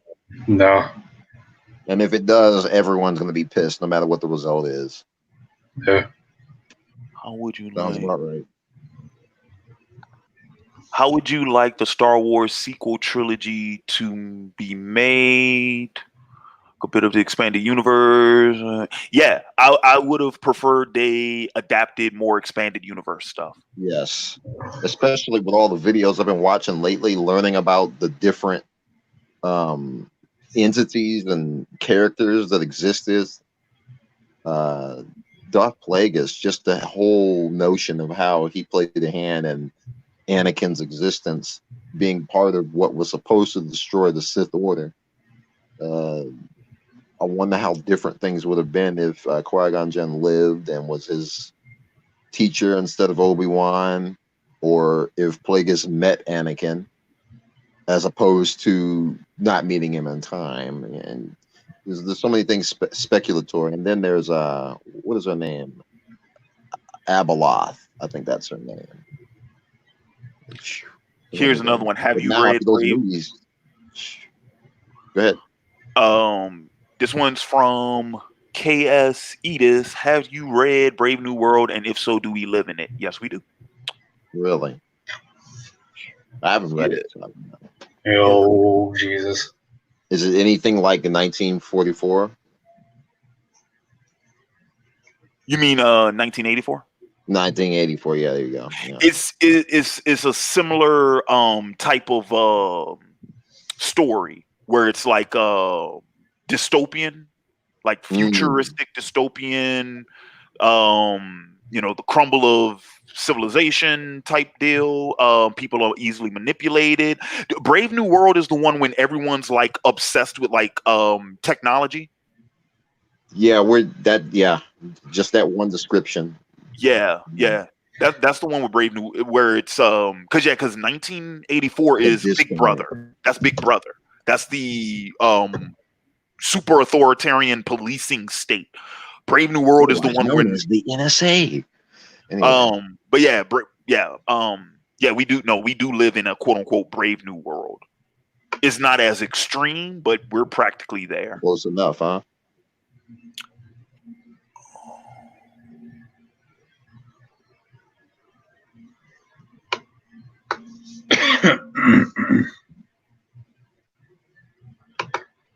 Okay, here's a good one. I have read Vagabond. I own the first this big of it. There's a review on my channel for that, by the way. You can look that up. And I have read, what was it? The first 5 chapters of Monster. I've read some of Monster. Yeah. But I haven't read 20th Century Boys.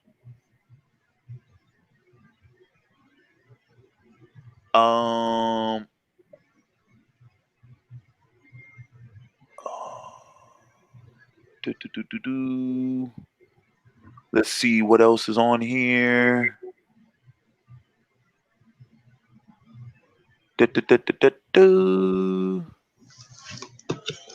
Ooh, this one from Mr. Anime Tales. Better question is, what do you prefer in video games, gameplay or story? Gameplay. Story. If I want stories, I read a book. I prefer story because I can have. But then again, we do need better stories in games. So. Well, consider this. Consider this. Final Fantasy. Do you play Final Fantasy for the gameplay? Because I don't. I never have. I do. It's turn-based. The story is important. It's traditional Final Fantasy. It's all turn-based. That's true. The gameplay is it's the same thing every game, but I play for the story. We've had some pretty bad stories too. Like I think the last decent one was 10. Oh, you mean Final Fantasy? Yeah, we're talking about the main series. Yeah. Well, because 12 wasn't bad. The last one I enjoyed was 10. 10 was good. I don't think 12 is a bad game, but it's the first Final Fantasy game I played where I got bored. Simply because of how it's designed. And I don't mind playing an MMO. I played enough of 14 and a little bit of 11 to know that I can play and enjoy an MMO.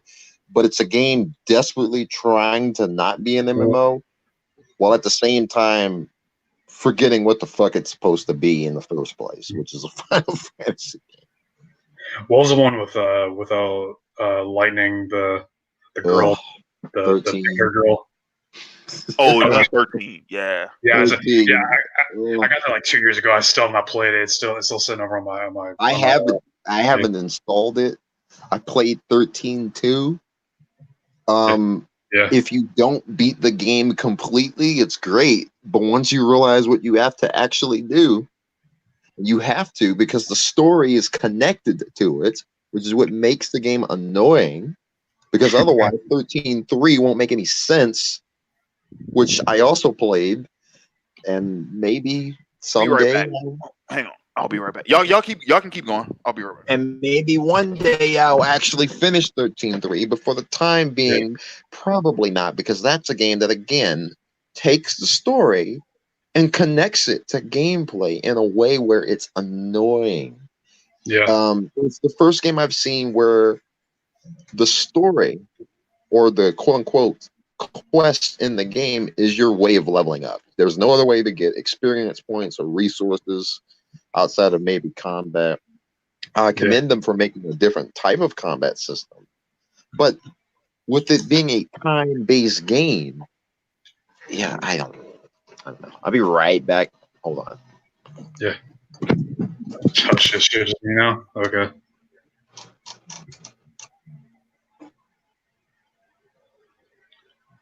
Yeah, so how y'all doing? I can't really pull some questions up because that's the boss man's job. So I'll see what I can do here. I'll do my best.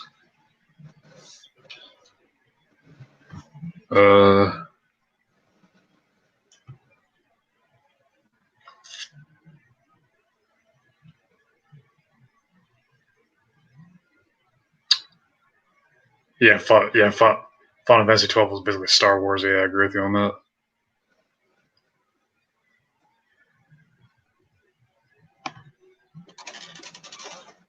One man show, yes it is.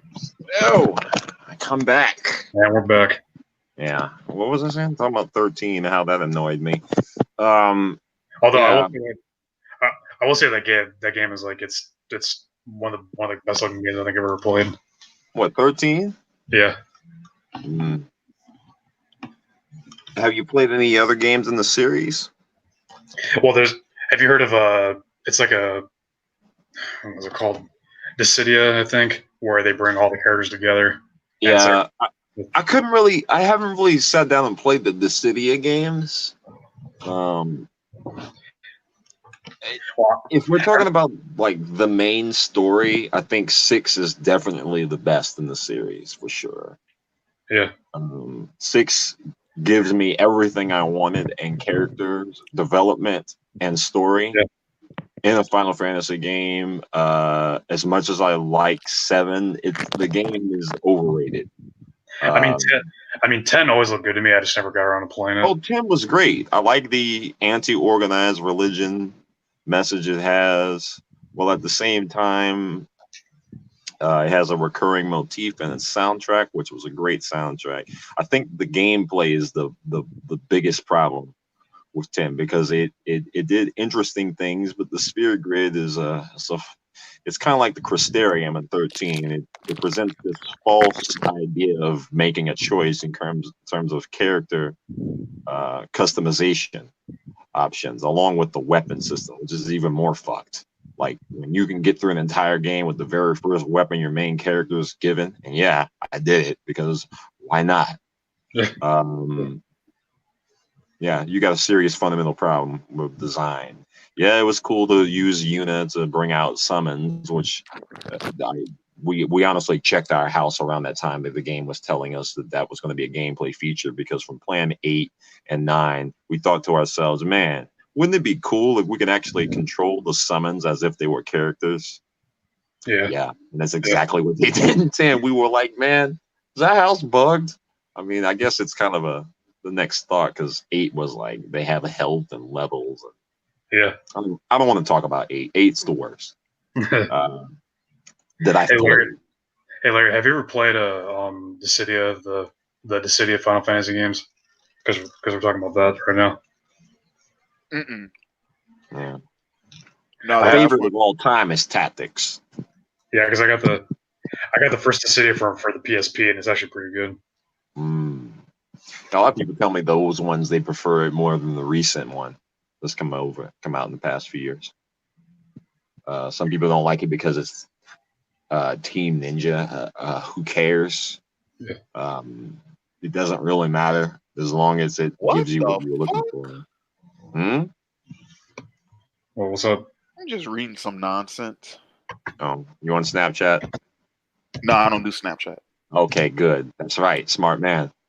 I'm not either. I don't. People keep telling me you need to make a Snapchat and an Instagram. How about no? How about I say myself? It's bad enough I have a Twitter account, which is the cancer of. They're about to make it echo chamber mode. Them, Instagram, and Facebook. Yeah, we're going to make it so that only people can reply that we say we can reply to our posts. Great. So what the fuck is the point of being on a social media platform? Echo chamber, man. Yeah, well, confirmation bias. Y'all have fun with that.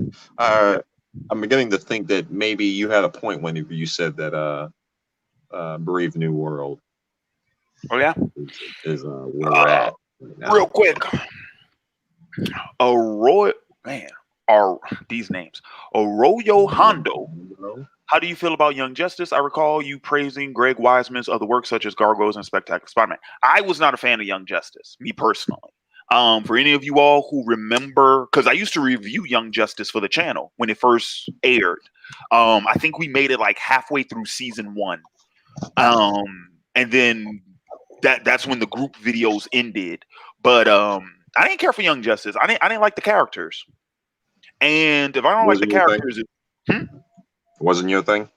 Yeah. It just wasn't dude, if I can't get attached to the characters, there's no point in me watching it. Now, I heard that they made it a little bit more mature since it went to the DC network. But does that mean better? That's what I'm hearing. I'm hearing better? that he has more freedom now. Well, I don't know. I haven't seen it. My complaints have nothing to do with censorship. I'm talking about just baseline characterization. I don't like Miss Martian being an airhead. I don't like Superboy being the brutish, angsty teen. I don't like Robin being the know-it-all. I don't like Kid Flash was fine. Artemis was fine. I don't necessarily like what they did with Aqualad because why does the black man have to be the traitor? But right. And then of course I didn't like the characterization of the Justice League members too. Like, dude, when I saw an episode where Batman was lecturing Superman on being a father figure. Ooh. Really? After Damian Wayne? Well, Damian's not in that universe. Well, okay. Well, the closest we got is Jason Todd. So Robin, right? Close enough. But is that Robin isn't Jason Todd? I'm assuming. Jason's not in Injustice. Dick and Tim are. Okay. I don't think Jason's mentioned in I say Injustice, Young Justice. I don't think Jason is mentioned. But I'm assuming that Tim are in it. That Dick has become Nightwing at this point In season 2. Okay. That happens in season 2. But yeah, like I didn't care for the characters, so yeah, I was good. All right, now I need to play catch up because I'm at first I was only 15 minutes behind the comments. Now I'm like an hour behind. Oh, they come quick. Huh? I'm gonna answer this one real quick. Black Swan versus Whiplash. Which one was better? Whiplash. All right. I think Whiplash is like it's like one of those movies I don't want to watch again because there's like it's so visceral. Yeah, it's too intense, bro. Dude, I ain't gonna lie. Whiplash would be another favorite movie of mine from the 2010s, dude. With that, I'm sorry, dude. J.K. Simmons was too good in that movie, dude. But oh my god, bro, dude, when he got on old boy about the time, you know, about keeping time, he was like, "What is that?" He was like, "What is that?" He was like, "So you do know how to read music?" He was like, he was like, If you do that band, I'll fuck you like a pig. He was like, do that, play that for me. And he was like, no. He was like, do that for me. And he was like, abada, abada, abada, abada. He was like, I didn't know that. He was like, are you a fucking retard? Play it on the drum set. He started sounding it out. I was like, oh my god. Right, he allowed sheet music for drums.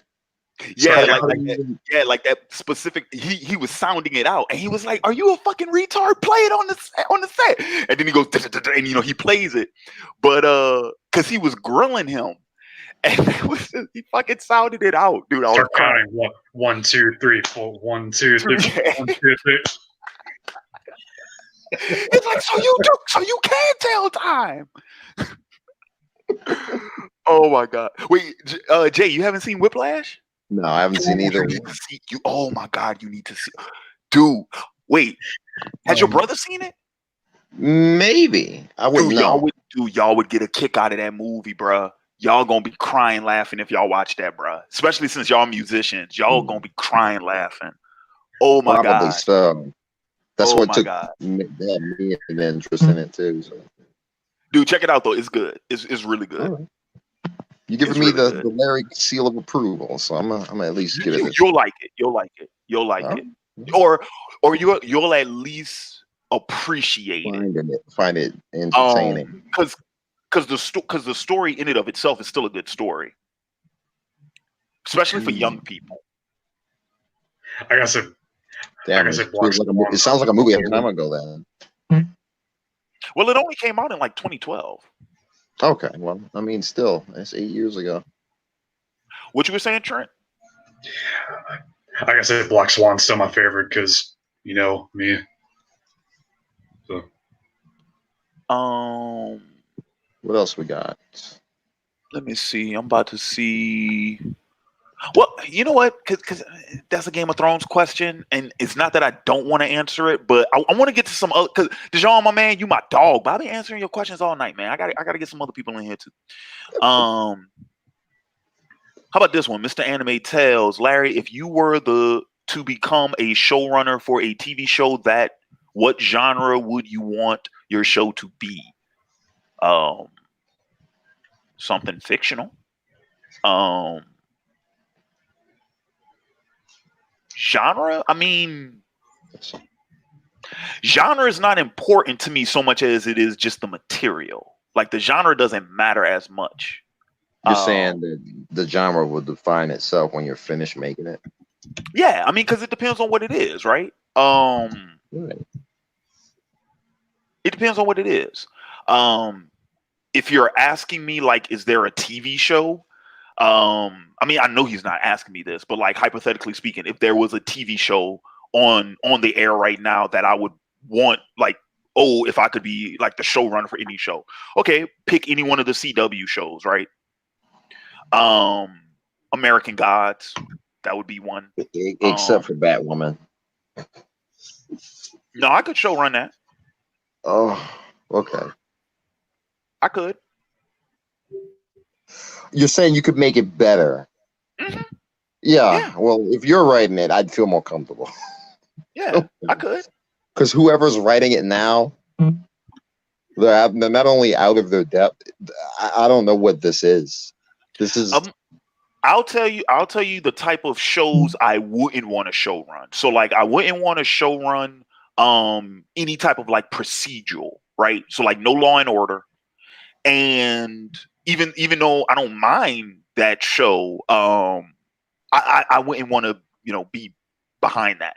I wouldn't want one of those like forensic shows like NCIS or anything CSI, court investigation. Yeah, I wouldn't want to do. We have enough of those anyway. Like I wouldn't want to showrun a show that feels like it could exist in real life. You know what I'm saying? Right. Like I would want something, fictional, like fantastical. You know what I mean? Something that would not be real. Okay, so you wouldn't mind going into the fantasy realm. Unless it's historical. Hang on, let me rephrase that. I wouldn't want to do anything realistic unless it was historical. If it's historical, that's different. See, I'm the opposite. I'd be willing to mess with history a little bit, but I would at least let you know that it's not real. This is just a different interpretation. Like I wouldn't take a show like Vikings or like Black Sails or something. I would love to do a show like that.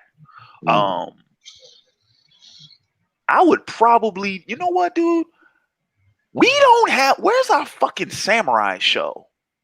We don't have one. A feudal, like a live action feudal Japan. Samurai Jack, but that's not even close. No, because that's fantastical.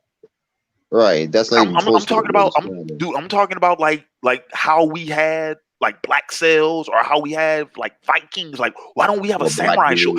Dude, we have Nightfall, which takes place during the Crusades. Like there's all these. Where's the samurai show? The feudal Japan show? Where's that show?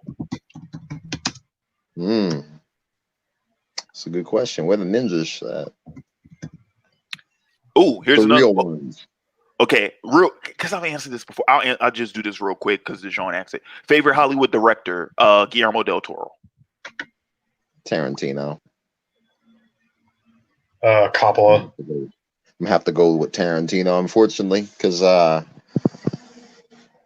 much as I like Nolan, I've watched more Tarantino movies that I've really liked.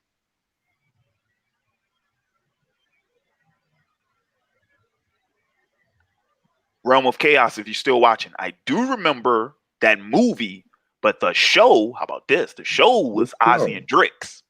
Yes. And I do remember that show. That was a good show. What did you like more? The movie. Yeah. The movie.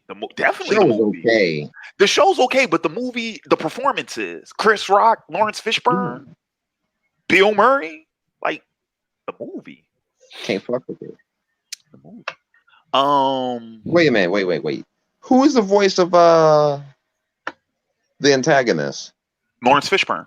That was Lawrence Fishburne? That was Lawrence Fishburne. Damn, that nigga got range. That was Lawrence Fishburne. Wow. You couldn't tell his, you couldn't pick up his voice when he did his monologue. Ebola. Let me tell you something about Ebola, baby. Ebola is a case of dandruff compared to me. It didn't sound like him though. Yeah, that's Lawrence Fishburne. I don't know, but then again, he's not on camera, so all right.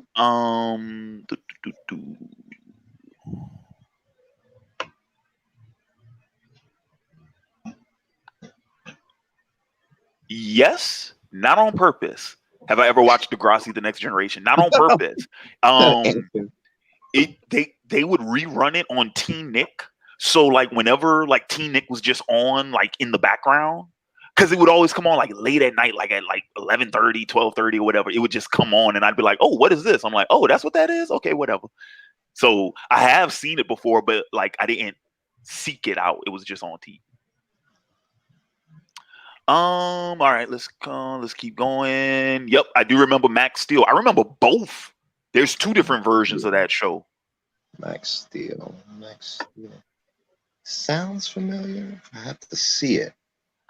I do remember Transformers Armada because that was part of the what is it called? The Energon trilogy. Yeah, the Energon. It's Armada, Cybertron, and Energon, or Energon and Cybertron.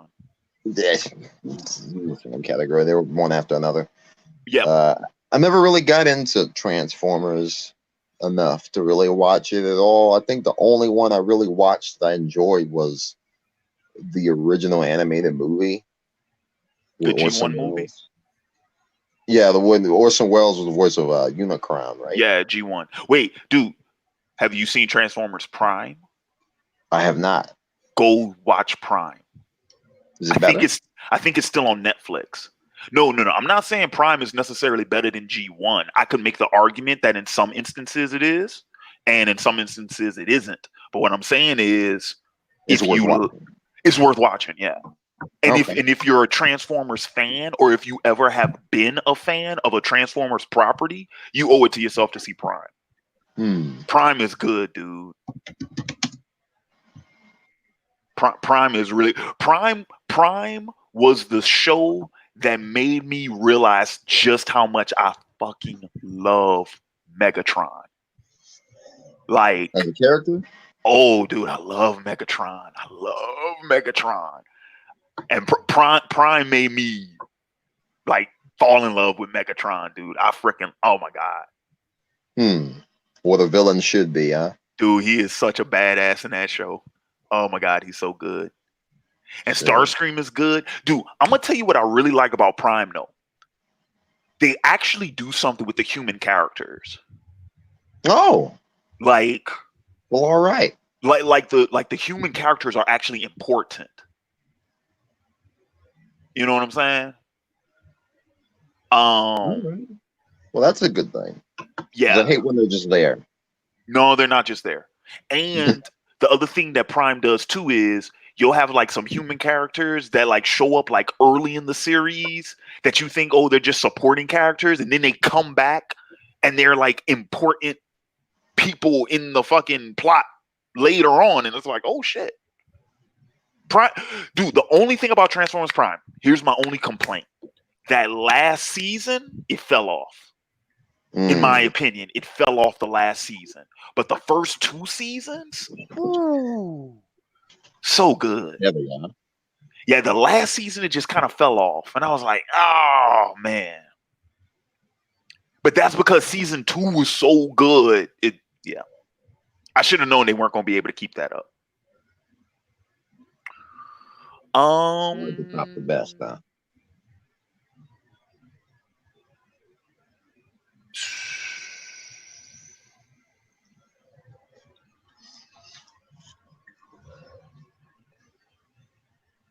Bro, I really gotta go watch Black Swan again because I really don't remember anything about that movie.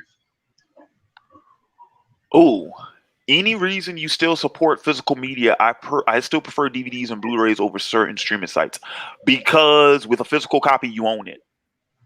If the grid goes down, how you gonna watch it?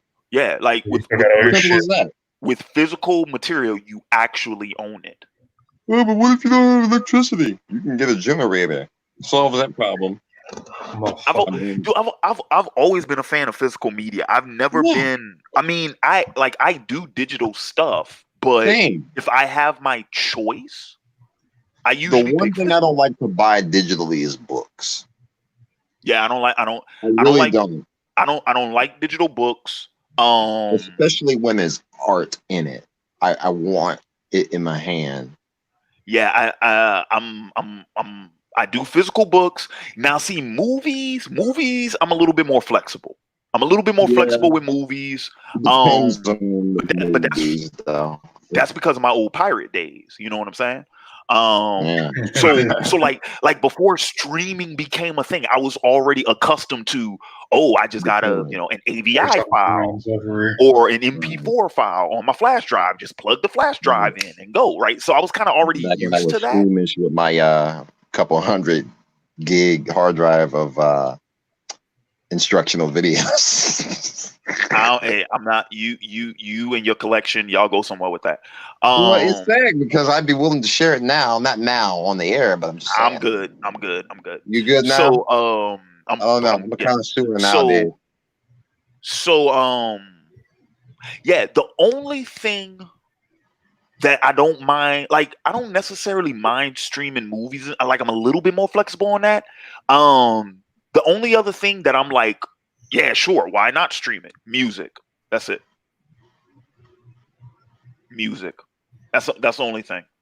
So like if you could make like a diagram, right, where it's like what I'm most in favor for physically and what I'm least in favor for physically, most would be books books pretty much. Most would be books, middle would be movies, least would be music.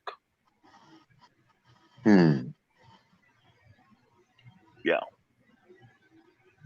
Because even when I wasn't using like Pandora for an example, I always use my MP3 player. So. Right, because you're not going to always hear what you want to hear. Right. Well, that and you have the file. Mm-hmm. But I don't need a CD player. You know what I'm saying? I don't need a record player. Yeah. Oh God, a CD changer. Remember those? Oh yeah, I remember those. Never had one, but I remember being in many a car that had one, and still watching an old episode of The Simpsons where a character had a CD changer. I'm like, God damn! Look how far we've jumped ahead. Today's generation would watch that same episode and go, a CD changer? What the hell is that? Yeah.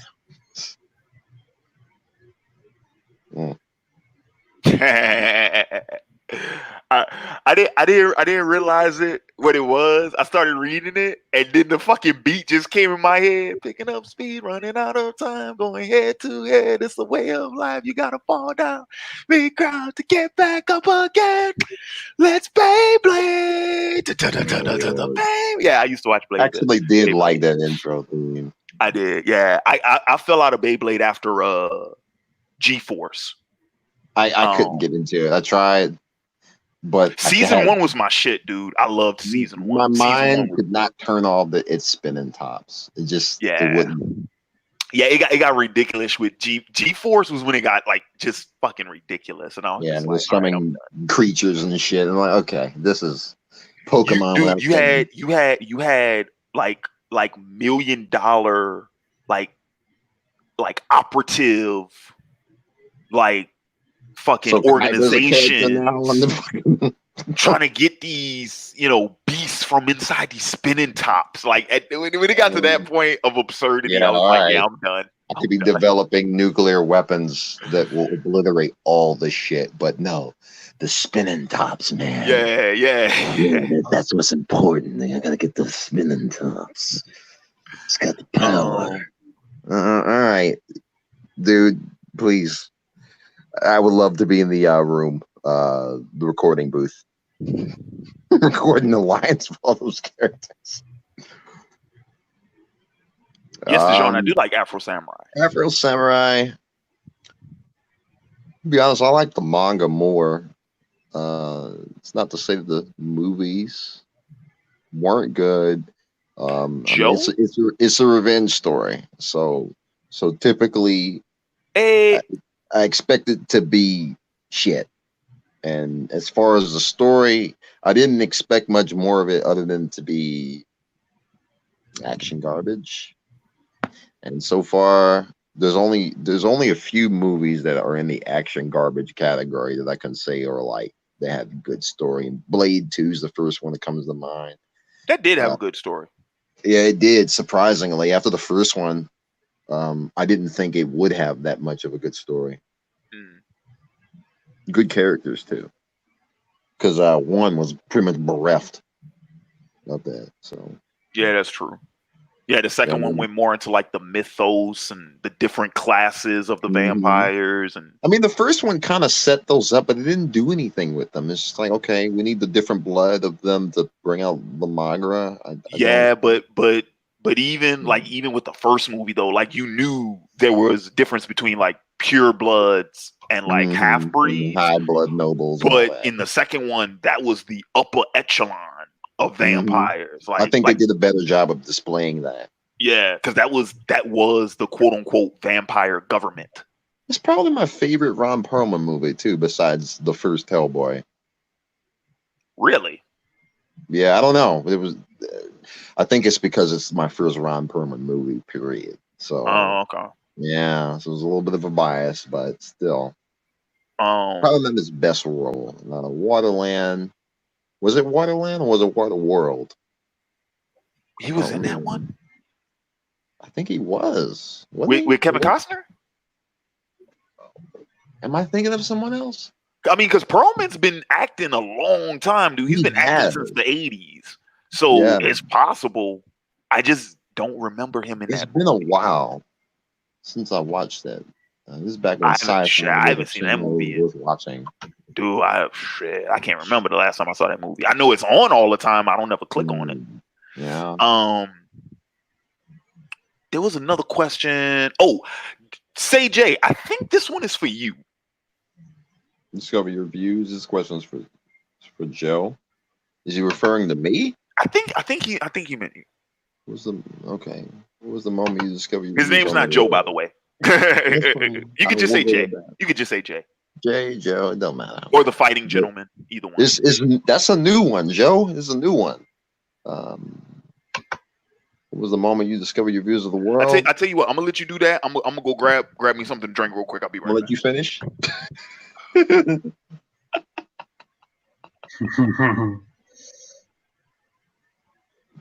He's mad that I mentioned Kanye West. Oh no, he was shutting down the camera. To answer that question, I'd say probably 2011, to be honest with you. With the first get a working job, my background, my family didn't really allow me to work a job while I was in high school.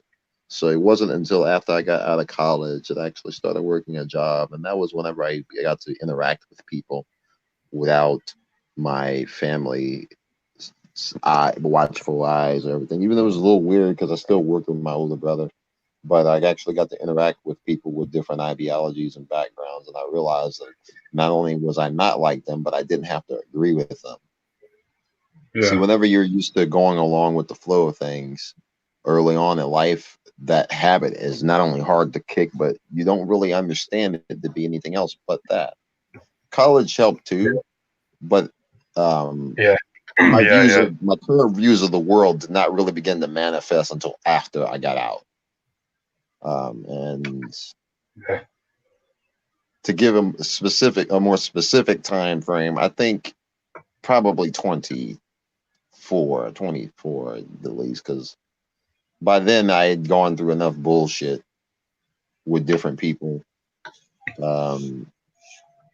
to realize that, yeah, not only do I not have to conform, but it's a Yeah. good thing to learn things for yourself rather than go along with anyone else's wishes and whims. Right. What Yeah. about yours? Actually, I originally I'd say I found mine within at least a couple of years of me just being in college and being around different people and just Yeah, it's always when you're first around a lot of different kinds of people. yeah. Because high school is one thing, but it's not the same. Yeah. Even if there is a diverse group of ideologies and people, it's not the Yeah. same. It is. Yes, it Because is. it's all within the confines of how far you're going to go, rules, regulations, etc. Yeah, because high school teaches you to think within the box. College and outside life, you got to think Yeah, outside well, the box. college teaches you that here's a bigger box Yeah. for some, and others learn what it means that to be in the box in the first place, and either choose to go with it or work around it. So Yeah. there's that.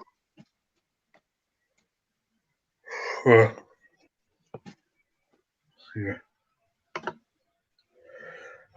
Although I'm graduating this semester, and my views are probably gonna expand and grow even more.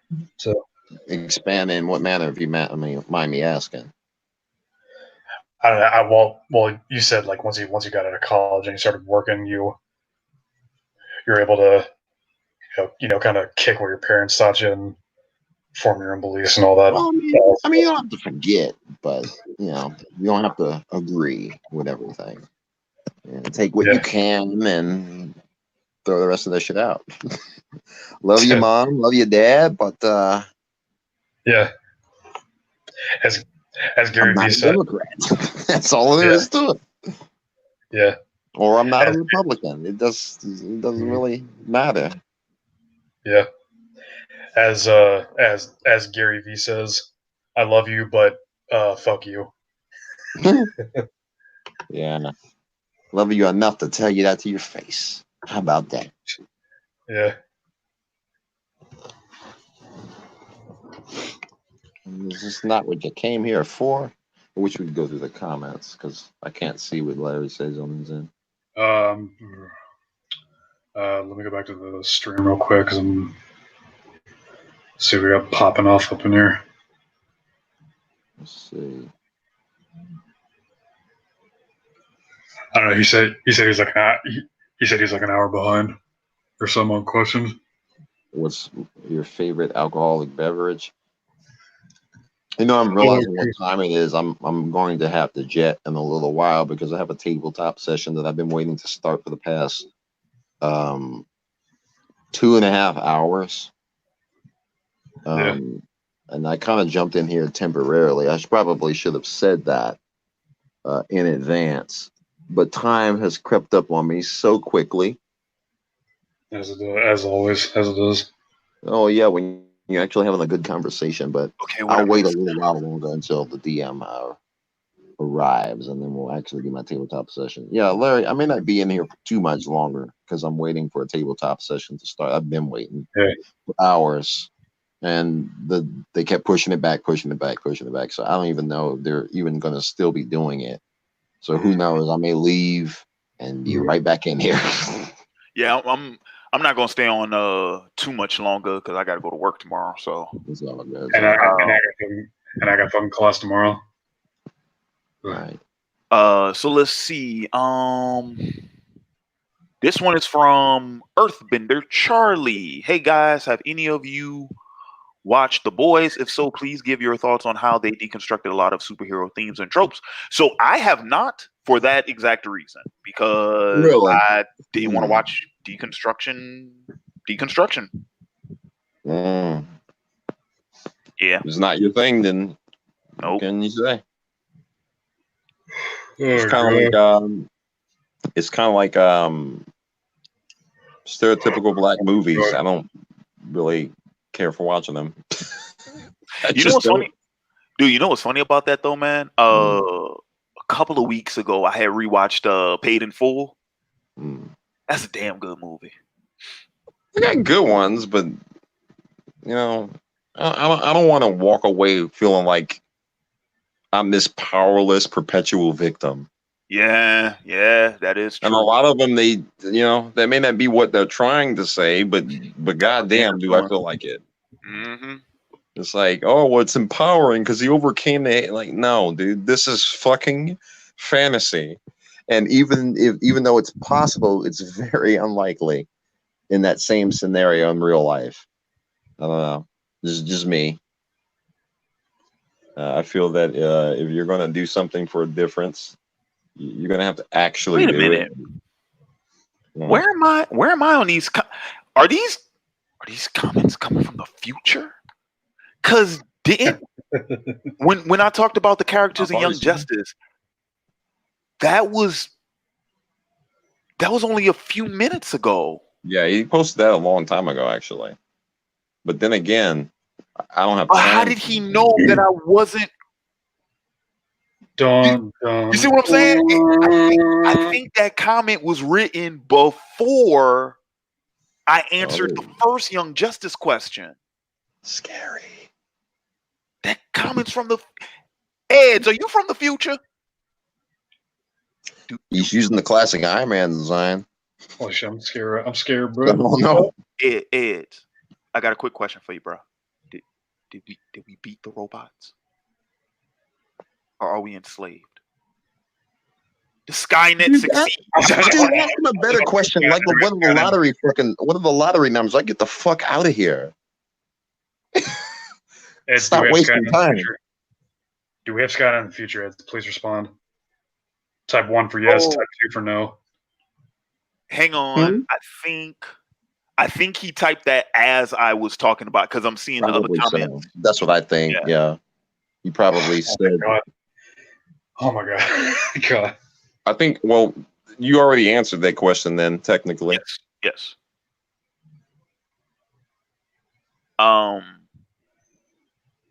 Okay. Oh man, we're almost caught up. Oh shit, I'm getting excited. Oh geez. Yeah, now we're in the future.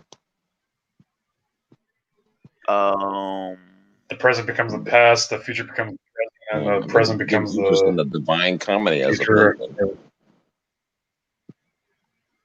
Wait, no, not that one. This one. What are some anime adaptations you would like to see of a manga? Vagabond. That's the biggest one on my list.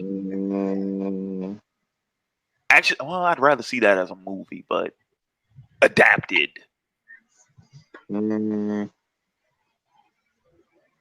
Because technically, Vagabond is an adaptation.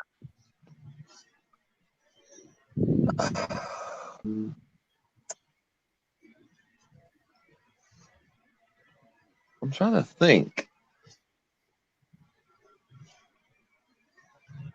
It'd probably be something for Junji Ito that hasn't been done yet.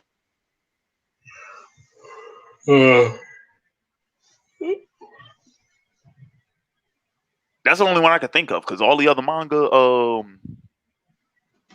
Well, hang on. I'm trying to think. Was there another manga that wasn't, or has it been adapted by now?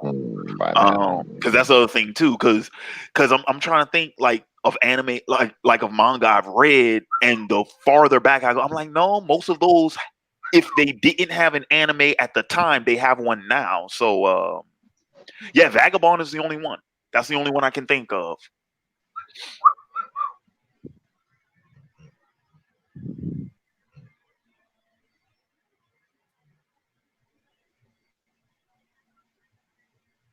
I like this one. Larry just found a gap in the market. It's pilot season time to get your samurai script sold. Maybe. Hey, that might be your thing. Might be Maybe. big break. It's As a kid, I used to write a There- little short story where I had a black samurai that was There- also a slave. well, we have a black samurai. Mine was a slave. Well, former slave, I Well, should say. he was a former slave. Really? What am I missing? Yeah. What year was this? What's his name? What is it? Yasuke? I think was his name. I'm not ringing the bell. Yeah.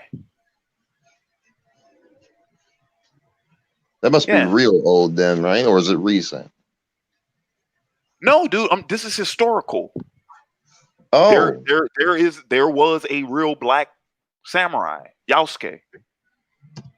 wow. So I wrote about something I didn't even know actually happened. Yeah, exactly. Sounds like it. I put the link. I put the link in the private chat. Oh well, shit. All right. Let me. Sounds really good. God damn it! How do you? Okay. Yeah, was a retainer of African origin who served under the Sengoku period.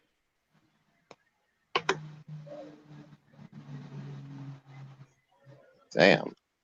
So we Learning. had a real Afro samurai. That's tight. Well, maybe not Afro, but close enough.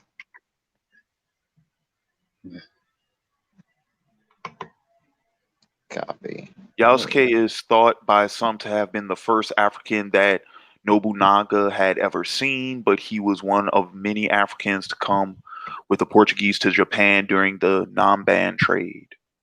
My name was the name of it. My character was similar too. It wasn't Yasuke. It was Yamakai.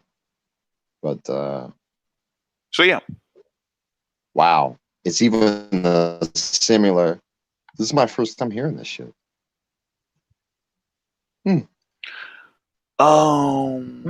let me see. Do.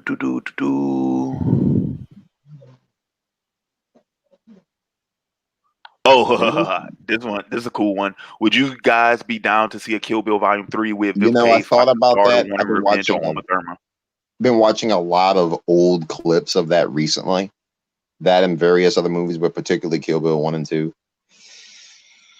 It just wouldn't be the same. The story's over. Well, Let it it wouldn't be go. Kill Bill, right? It would be Kill Beatrice. Or Kill Well, B. yeah, and then Bill's been dead. Bill not only is dead in the story, but David Carradine, the person that played Bill, is dead as well. You're gonna have to do flashbacks. I totally be down for that movie if that was the premise. To kill the bride. Yeah, like it's still a revenge story, just like the I gotta original see was. Uma Thurman's old ass on camera again, trying to do this shit.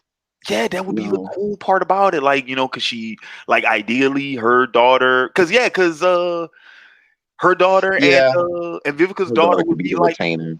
They'd be like the same age, and Would she die though? Who, Beatrice? I mean, if I were to write it, that would have to happen. I don't know. Maybe. I don't know. I'm not quitting. Because her getting older probably would weaken her.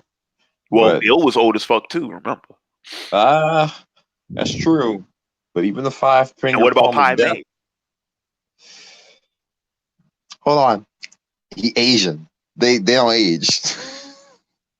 Dude, Pai Mei was like 500 years old. 500 years old? Yeah. You're right. He did have an unnatural life. Cause remember, Bill tells the story of the massacre of the Shaolin Temple at the hands of Pai Mei.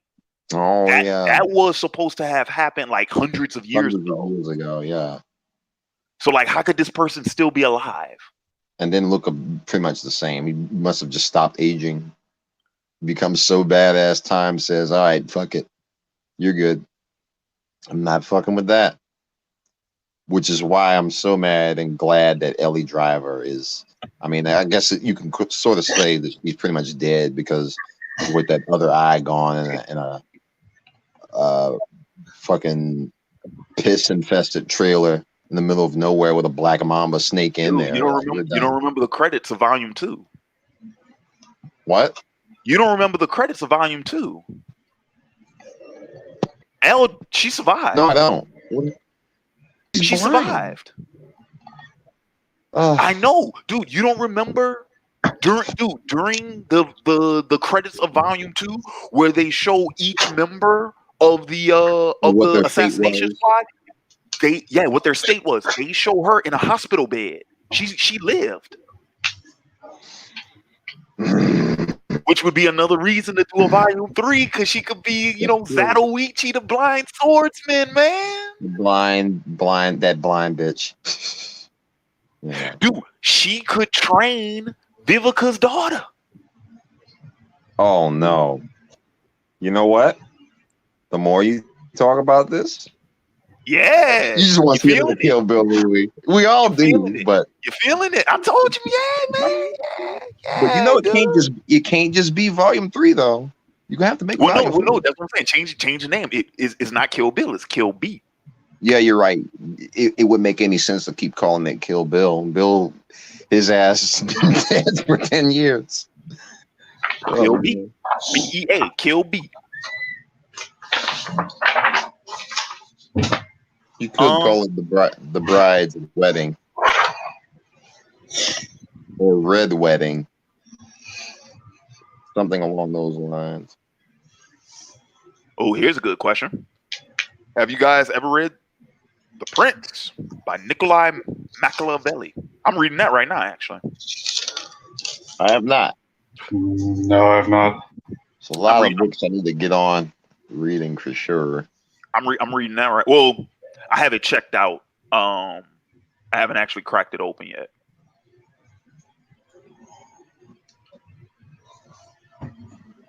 Let me see.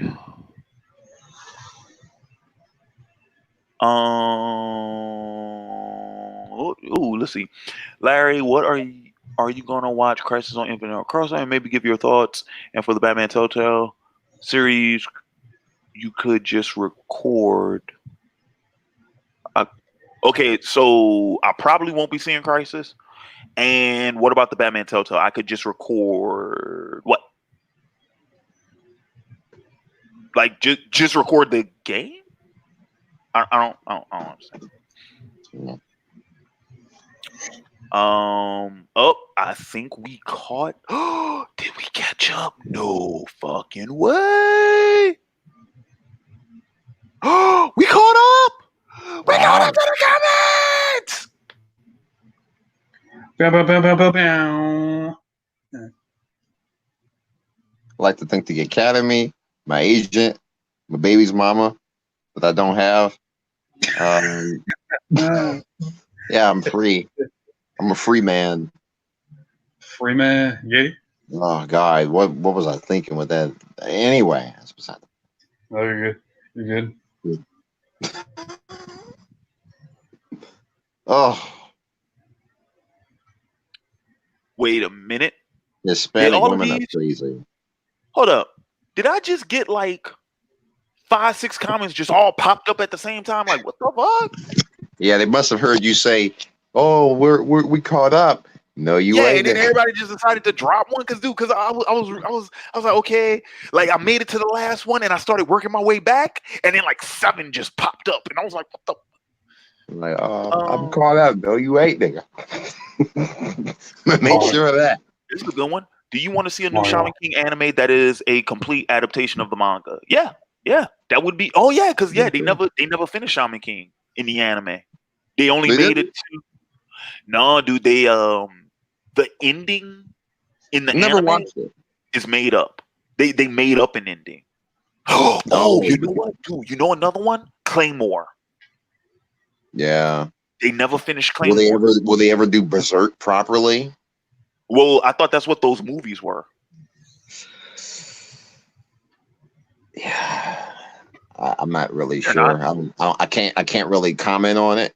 The golden, you know what I'm talking about? The Golden Age movies. I think I do know what you're talking about, but for some reason, everyone that I know is a big fan of Berserk. They're like, just read Berserk and completely forget about the anime. I don't know. Oh, okay. Well, I don't know. I'd have to look at it. ooh, yawning, tired. Well, no. Hang on, let me see. Here's another one. Jump Force suck, by the way. I haven't played it yet, so I don't know. That's what I've been hearing. Don't look like too good of a game to me, but whatever. Larry, did you see the trailer for the Penny Dreadful spinoff? I saw that you sent it, Rick. I haven't watched it yet, but I did get your link. Did you see the Morbius trailer? Yeah, I watched it at the start of this live stream. Looks interesting. Yeah. Looks very interesting. Oh, you could just record the gameplay and upload it on Patreon or YouTube. But that's what I do. I don't understand the question. I don't, or the comment. Statement. I don't get what it is. What came first, the egg or the bacon? Well, I always prepare my bacon first because it takes longer to cook than the egg. Oh, okay. I see what you're saying. I don't know if that's what he meant by the question. I think he was just being. I mean, silly, I think it could be the answer. I think it could be answered multiple ways. Personally, I go for the egg first when it's on my plate. Oh, when you're eating right, because it gets colder faster. Mm-hmm. That's I prefer my. But you took it in a different direction. That's cool too. Well, yeah, because I was thinking about the cooking, the preparation. See, I can't cook bacon first because I can't focus from the smell. What? I prefer the smell of certain food makes me not want to cook anything else. So that's why I cook it last. So whenever it's finished, I'm already done with everything else. Then how do you keep your eggs from getting cold? You better not microwave that shit. Hell no.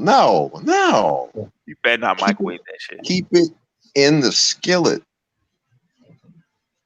I don't do that with my eggs. I would. You don't like the mix? I don't either, but sometimes. Oh, you talking about in the same skillet? Yeah. No, because then the bacon grease gets into the eggs. Okay. Yeah, I don't do that often, but still. Oh, that's gross. You're gonna put it on the same fucking plate anyway. What is the difference the matter? My dad would do that shit, and I'm just like, you're ruining it. I just look at him like, what are you doing? And he'd be like, "Oh, they ain't got that much. They ain't got that much grease in there, boy." I'm like, and I'm looking at it. I'm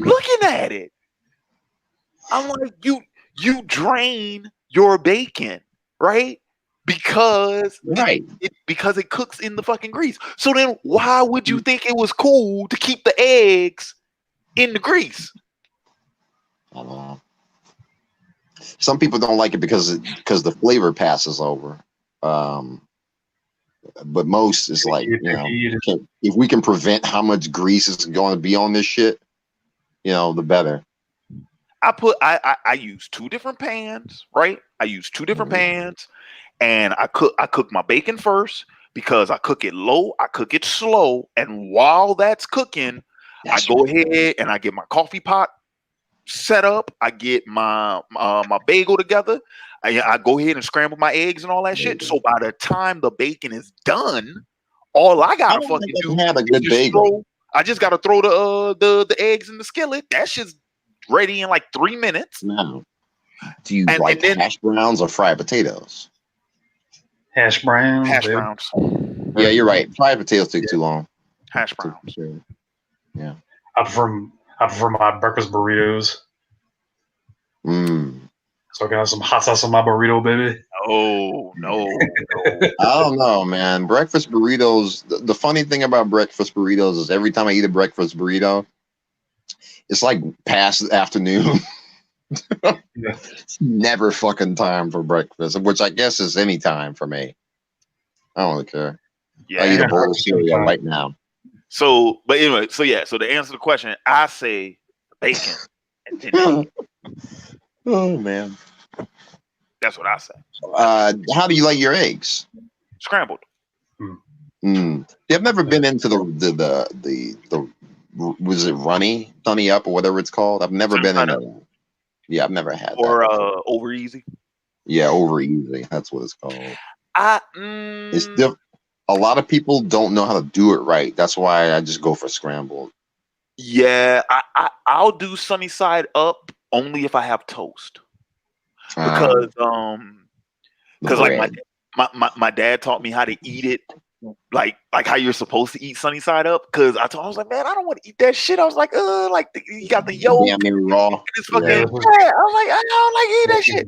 And then I was like, how the fuck am I supposed to eat this yolk or whatever? My dad's like, dip your toast in the yolk. I'm like, what? He was like, dip your toast in the yolk. I'm like, this shit is disgusting. What are you talking about? I can't. Oh my god. And he just looked at me like, doing with my life. So I will have sunny side up, but I got to make sure I have toast quarters with it. I prefer scrambled though. You know what I haven't had in a long time for breakfast? Grits. Yeah, I had more of a southern thing, which I was surprised about. Yeah. When I went back to Lafayette in October, we hit a Cracker Barrel, and that was Cracker Barrel and Waffle House. I got grits at both. I was like, yeah, right. Yeah, do you guys have a? There's a breakfast place where I live called Scrambler Marie's. Do you guys have that down south? Mm-mm. Oh my god, so good, so damn good. I haven't heard of it. Yeah. If you guys come up north sometime, go to one there. It's the best breakfast food.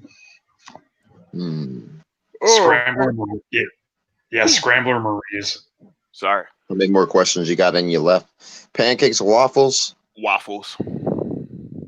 Chocolate pancakes. Waffles are the horrors of breakfast. Pancakes. Not because I like them, but I like waffles. Huh? I gotta get waffles. I'm not the biggest fan of pancakes. You know what's funny? Every fucking time I go to Waffles, I don't even order waffles, and I end up walking out with some. Mm-hmm. They just give them to me. Yeah. And when I go to IHOP, I order everything that ain't pancakes. That's too much bread. Yeah, it's too much fucking bread. Unless I prepare them, I'm not gonna eat it. Or family members is what it is. Are you surprised that the Toonami revival has lasted this long on TV? Not really. And the reason for that is because nostalgia.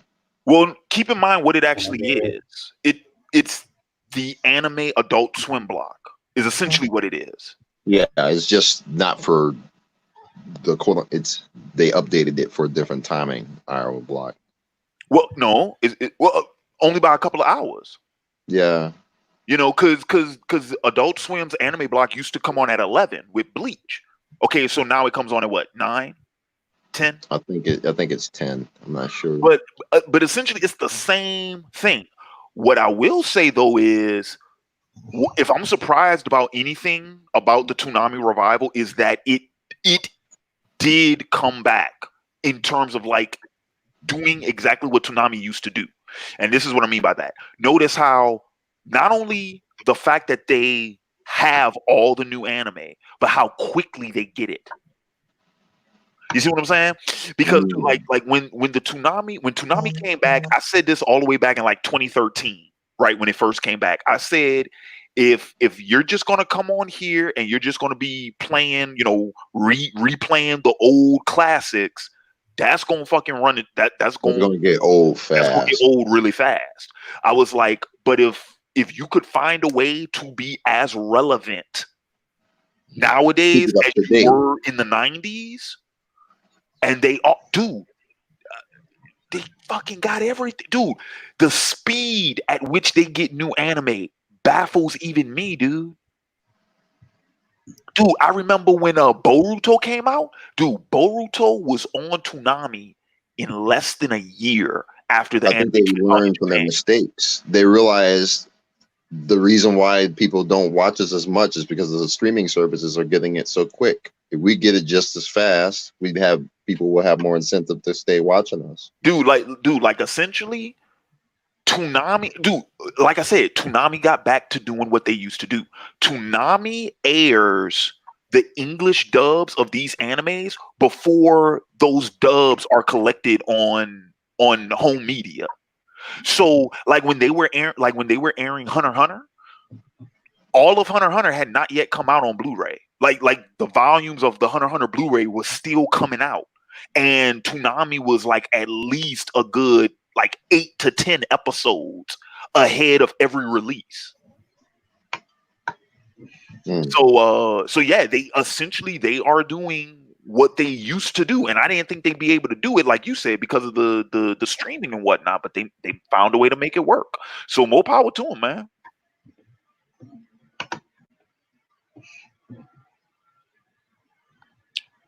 Here's another one. Did you like the Boondocks? I liked the first season of the Boondocks. After the first season, the show just kind of fell off for me. Season 2 is okay, but after that, it just fell off.